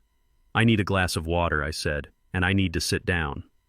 He walked to the kitchen. I watched him go. He moved with purpose. He knew where the glasses were. He knew where the water was.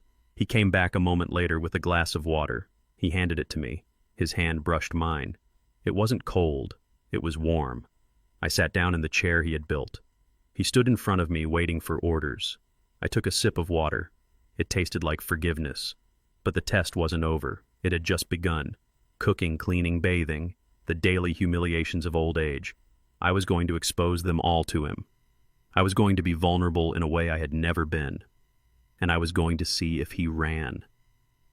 I looked at him standing there in his work clothes, ready to serve. So far, so good, I thought. But the night was coming, and shadows looked different in the dark. "We will see, Julian," I whispered to myself. "We will see." The days turned into weeks, and the weeks turned into a rhythm of quiet service that I never thought I would see from the boy who once demanded the world on a silver platter. My recovery was slow. The stroke had left my left side weak and my coordination clumsy. I needed help with everything. I needed help standing up from the chair. I needed help buttoning my shirt. I needed help with things that a proud man never wants to admit he needs help with. The bathroom, the bathing, the indignities of a body that has decided to revolt against the mind. I expected Julian to crack. Every morning when he walked into my room, I waited for the sigh of frustration. I waited for the roll of the eyes. I waited for him to ask about the will or the bank accounts or when he could go back to his real life. I was waiting for the mask to slip because I had spent 40 years watching him wear masks. But the mask never slipped because there was no mask. Julian was relentless. He woke up at 5 in the morning to prep the kitchen just like I used to do. He learned how to cook oatmeal the way I liked it, not too thick, not too runny, with a pinch of cinnamon and a spoonful of brown sugar. He fed me when my hand shook too much to hold the spoon. He didn't look away when he had to clean me. He didn't wrinkle his nose. He just did it with a gentle efficiency that reminded me of the nurses at the hospital, but with a warmth they could never match. He talked to me, not about money, not about business. He talked about the wood. He talked about the grain of the oak he had worked with in the prison shop. He talked about the way cedar smelled when you planed it down. He talked about the mistakes he had made, not with self-pity, but with a clear-eyed understanding of a man who has taken stock of his soul and found it wanting. One afternoon, I was sitting in the living room in the chair he had built. The sun was streaming through the window, warming my legs. Julian was on his knees in front of me, trimming my toenails. It is a humble task, a biblical task. To wash and trim another man's feet is an act of total submission. "You missed a spot," I grumbled, testing him. He didn't get angry. He smiled. A small, genuine smile that crinkled the corners of his eyes. "I got it, Dad," he said. "Don't worry. I am not going to cut you. I have steady hands now." He finished and gathered up the trimmings. He wiped my feet with a warm towel. "Do you want to listen to the radio?" he asked. "The game is on." "That would be nice," I said. He turned on the radio low and we sat there listening to the Braves game. He didn't check his phone. He didn't pace. He just sat on the floor near my feet, content to be in the silence with his father. I looked at the top of his head where the hair was starting to grow back from his prison shave. He looked different. He looked solid. He looked like a man who had finally grown into his own skin. Then the doorbell rang. It wasn't a polite ring. It was insistent. 3 sharp jabs that echoed through the quiet house. Julian froze. He looked at the door. He looked at me. "Are you expecting anyone?" he asked. "No," I said. He stood up. "I will get it," he said. "You stay here." He walked to the foyer. I muted the radio. I strained my ears to listen. I shifted in the chair, trying to get a view of the hallway. Julian opened the door. For a moment there was silence. Then I heard a voice I hadn't heard in 2 years. A voice that sent a chill down my spine even in the warmth of the afternoon sun. "Hello, stranger." It was Sarah. She was out. She must have gotten parole or finished her time. I couldn't see her, but I could picture her. I could picture the way she stood, the way she looked at things like she wanted to own them. "Sarah," Julian said. His voice was flat, cold. "What are you doing here? Is that any way to greet your wife?" she asked. "Ex-wife," Julian corrected her. "On paper, maybe," she said. Her voice dropped lower, sultry and manipulative. "But we have history, Julian. We have a bond." I heard her footsteps. She was stepping into the house. "Get out," Julian said. "You are not welcome here." "Oh, come on, baby," she purred. "Don't be like that. I missed you." "Prison was hard, Julian. You know how hard it is. We are survivors, you and me. We belong together." I heard the rustle of fabric. She was trying to touch him. I leaned forward in my chair, gripping the armrests. I wanted to shout. I wanted to call the police. She was poison. She was the one who had whispered in his ear. She was the one who had handed him the match to burn his life down. But I stayed silent. This was the test. The final test. "What do you want, Sarah?" Julian asked. I heard her sigh. I heard her walking around the foyer, probably looking at the furniture, evaluating the assets. "I want what we deserve," she said. "Look at this place, Julian. He is still here, isn't he? The old man. He is still breathing. He is recovering," Julian said. "Recovering," she scoffed. "He is a vegetable, Julian. I heard he had a stroke. He can't move. He can't speak. He is helpless." She lowered her voice to a conspiratorial whisper. "This is our chance, Julian, our second chance. God is giving us a do-over, a chance for what Julian asked. To take it," she hissed. "All of it. He is incapacitated. You are his caretaker. We can get him to sign anything, or better yet, we can find the cash. I know he has cash hidden here. We just didn't look hard enough last time." She laughed, a sound that made my blood run cold. "We can finish what we started, baby. One last score, just you and me. We can take the money and run. Mexico, Brazil, somewhere they can't find us. We earned this, Julian. After everything we went through, we earned this payout." I held my breath. I waited. The silence stretched out for 10 seconds, 10 seconds that felt like 10 years. I thought about the boy who had wanted a Ferrari. I thought about the man who had tried to shoot me. Was he still in there? Was the greed still sleeping in his heart, waiting for a wake-up call? Then I heard Julian move. I heard a heavy step. "You think we earned this?" Julian asked. His voice was quiet, dangerous. "Yes," Sarah said, eager now, thinking she had him hooked. "We suffered, Julian. We went to jail. He owes us. He owes us nothing," Julian roared. The sound of his voice shook the walls. It was the voice of a lion defending his pride. "He gave me life," Julian shouted. "He gave me a home. He gave me a second chance when I deserved to rot in a hole. And you want to rob him again." "Baby, keep your voice down," Sarah said, panicked. "He might hear you." "I want him to hear me," Julian yelled. "I want him to know exactly what kind of trash you are." He grabbed her. I heard the scuffle. I heard her heels scraping against the floor. "Let go of me," she shrieked. "You are hurting me." "I am taking out the garbage," Julian said. He dragged her to the door. "You are an idiot, Julian," she screamed. "You are a janitor. You are cleaning up his poop. You could be a king." "I am a son," he said, "and that is enough for me." He threw her out. I heard her stumble onto the porch. "Stay away from here," Julian said, standing in the doorway. "If I ever see your face again, I won't call the police. I will handle it myself." "You will regret this," she yelled from the driveway. "You will die, poor Julian. You will die cleaning his toilets." Maybe Julian said, "But I will die with a clean soul, which is more than you will ever have." He slammed the door. The sound was final. Absolute. I let out the breath I had been holding. My hands were shaking. Tears were streaming down my face. He had done it. He had rejected the apple. He had stomped on the snake. I heard him leaning against the door, breathing hard. I heard him composing himself. Then I heard his footsteps coming back toward the living room. He walked in. He looked flushed. His hair was messy from the struggle. He stopped when he saw me. He looked at my face. He saw the tears. He knew I had heard. He walked over to me. He knelt down beside the chair. "Dad," he said. "Are you okay?" I nodded. I couldn't speak. My throat was too tight. "I am sorry about the noise," he said. "We had a solicitor. I got rid of her." He didn't brag. He didn't ask for a reward. He didn't use it as leverage. He just called her a solicitor and moved on. I reached out with my good hand. I touched his face. I touched the scar on his eyebrow where he had been cut in prison. "Thank you, son," I whispered. He smiled. It was a sad smile, but it was at peace. "Are you hungry?" he asked. "I am," I said. "Good," he said, standing up. "I was thinking we could do something different for lunch. Maybe grilled cheese and tomato soup, like you used to make me when it rained." "That sounds perfect," I said. He turned to go to the kitchen. "Julian," I said. He stopped and looked back. "Yes, Dad." "You are a good man," I said. He stood there for a moment. He swallowed hard. His eyes shined. "I am trying, Dad," he said.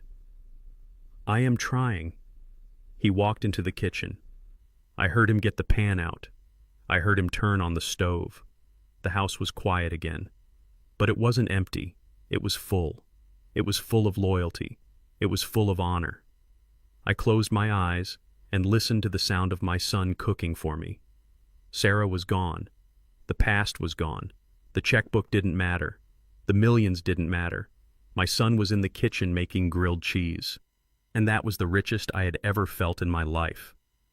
The cane tapped against the hardwood floor with a steady rhythm, a metronome marking the time of my recovery. It had been 6 months since the stroke. 6 months since Julian had walked back into this house with a toolbox and a heavy heart. My left side was still a little stiff and my hand still trembled when I was tired, but I was walking. I was standing. And I was breathing the air of a home that was finally at peace. I walked into the dining room. The morning sun was streaming through the sheer curtains, illuminating the dust motes dancing in the air. It was the same room where I had served Julian that breakfast of justice, the same room where the sheriff had handcuffed him and dragged him away. For a long time, I couldn't enter this room without smelling the phantom scent of fear and betrayal. But today the air smelled different. It smelled of coffee. It smelled of hickory smoke and biscuits. It smelled of redemption.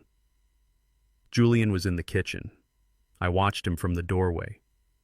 He was wearing his work clothes, a flannel shirt with the sleeves rolled up and jeans covered in fine sawdust. He wasn't wearing the Italian suits anymore. He wasn't wearing the Rolex I had bought him years ago. He was wearing a simple leather watch and he looked 10 years younger. The stress lines around his eyes were gone, replaced by the crow's feet of a man who spent his days squinting at measurements and wood grain. He was humming, a low, tuneless sound that vibrated in his chest. He flipped a pancake in the cast-iron skillet, the same skillet I had used. He moved with a grace I hadn't seen in him before. It wasn't the swagger of a man who thought he owned the world. It was the confidence of a man who knew he could build a chair. He turned and saw me. A smile spread across his face. It was genuine. It reached his eyes. "Good morning, Dad," he said. "You are up early." "I smell bacon," I said. "A man can't sleep when there is bacon in the pan." He laughed. "Sit down. Coffee is fresh." I sat at the head of the table, the same chair. But the dynamic had shifted. I wasn't the executioner anymore. And he wasn't the prisoner. He poured me a cup of coffee black just how I liked it. He placed it gently in front of me, his hand steady. "We need to talk, Julian," I said. He paused. The coffee pot hovered in the air for a second. I saw a flicker of the old fear in his eyes, the reflex of a man used to bad news. "Okay," he said, setting the pot down. "What is it? Is it the doctor? Are you feeling okay?" "I am fine," I said. "I am stronger every day thanks to you." I took a sip of coffee. "I am talking about the future," I said. Julian pulled out a chair and sat down. He wiped his hands on a rag. "The future," he repeated. "I had a meeting with Katz yesterday," I said. "While you were at the store, we discussed the company. Global Logistics." Julian nodded slowly. He looked down at the table, tracing the grain of the wood with his thumb. "I am stepping down," I said. "The stroke." It was a warning. "I can't run the empire anymore, Julian. I am too old. I am too tired. It is time for a new CEO." Julian looked up. He didn't say anything. He just waited. A year ago, he would have been salivating. He would have been leaning across the table, eyes wide with greed, asking, "Is it me, Dad? Is it finally me?" But today, he just looked resigned. "I appointed Marcus Mitchell," I said. "You know him. He has been my VP for 15 years. He is a good man, solid. He knows the trucks. He knows the drivers." Julian let out a breath. He smiled. A real relieved smile. "Marcus is great," he said. "He deserves it. He will do a good job." I watched him closely. I was looking for the resentment. I was looking for the anger. But there was none. "You aren't disappointed?" I asked. He shook his head. "No, Dad. I'm not." "Why not?" I asked.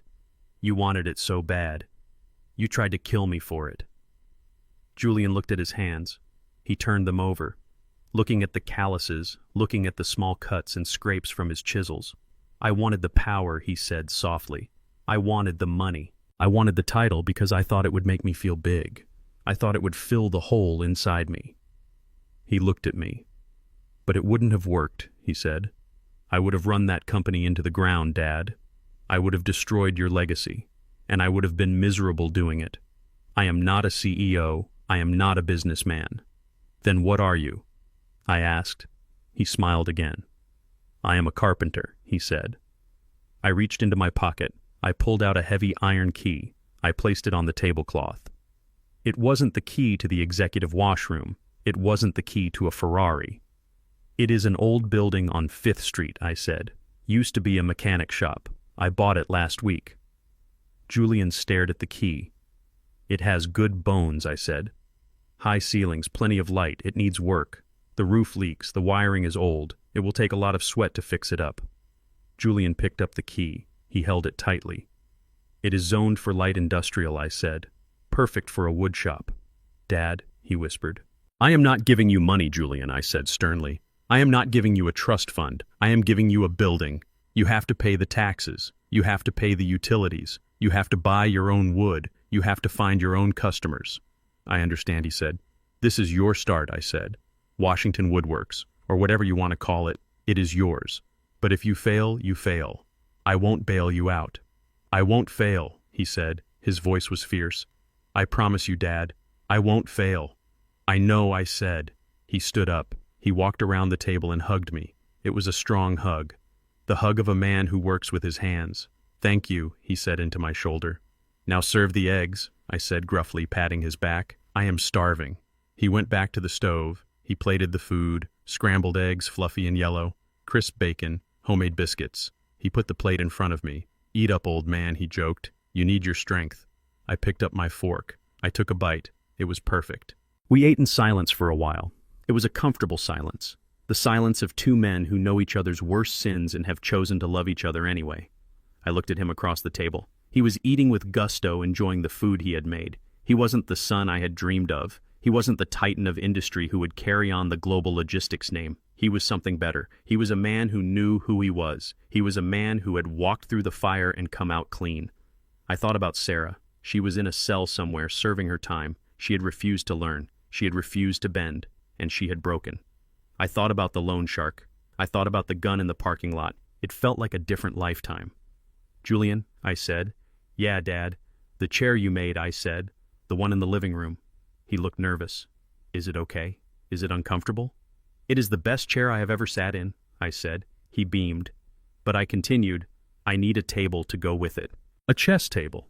"A chess table?" he asked. "Yes," I said. I want to teach you how to play. I don't know if I am smart enough for chess, he laughed. You are smart enough, I said. You just need to learn patience. You need to learn that sometimes you have to sacrifice a pawn to save the king. He looked at me. He understood. I will start drawing up the plans today, he said. We finished breakfast. Julian cleared the table. He washed the dishes. I dried. We stood side by side at the sink, looking out the window at the backyard. The oak tree was shedding its leaves, preparing for winter. But I knew spring would come. It always does. I am proud of you, son, I said. Julian stopped scrubbing. He looked at me. His eyes were wet. I haven't heard you say that in a long time, he whispered. I haven't felt it in a long time, I said. But I feel it now. He went back to washing the plate. I am going to the shop later, he said. I want to measure the space. Do you want to come? I would love to, I said. I walked out to the porch. I sat in the rocker. I watched the world go by. I was Booker Washington. I was a father. I was a survivor. My house was clean. My conscience was clear. And my son was in the kitchen washing dishes, not because he had to, but because he wanted to. My son raised his hand against me, thinking my age made me weak and my silence made me foolish. He forgot that the hand he struck was the same hand that built the roof over his head. I didn't destroy him out of hatred. I dismantled his ego out of love. A father's duty isn't just to provide, but to correct, even if that correction requires a courtroom and a jail cell. Strength isn't about physical force. It is about the resolve to do what is right, no matter how much it hurts your heart. He learned that you can inherit money, but you must earn respect. If you enjoyed this story of justice and redemption, please hit the like button and subscribe to the channel. Let me know in the comments if you would have forgiven Julian. Until next time, stay strong and protect your legacy.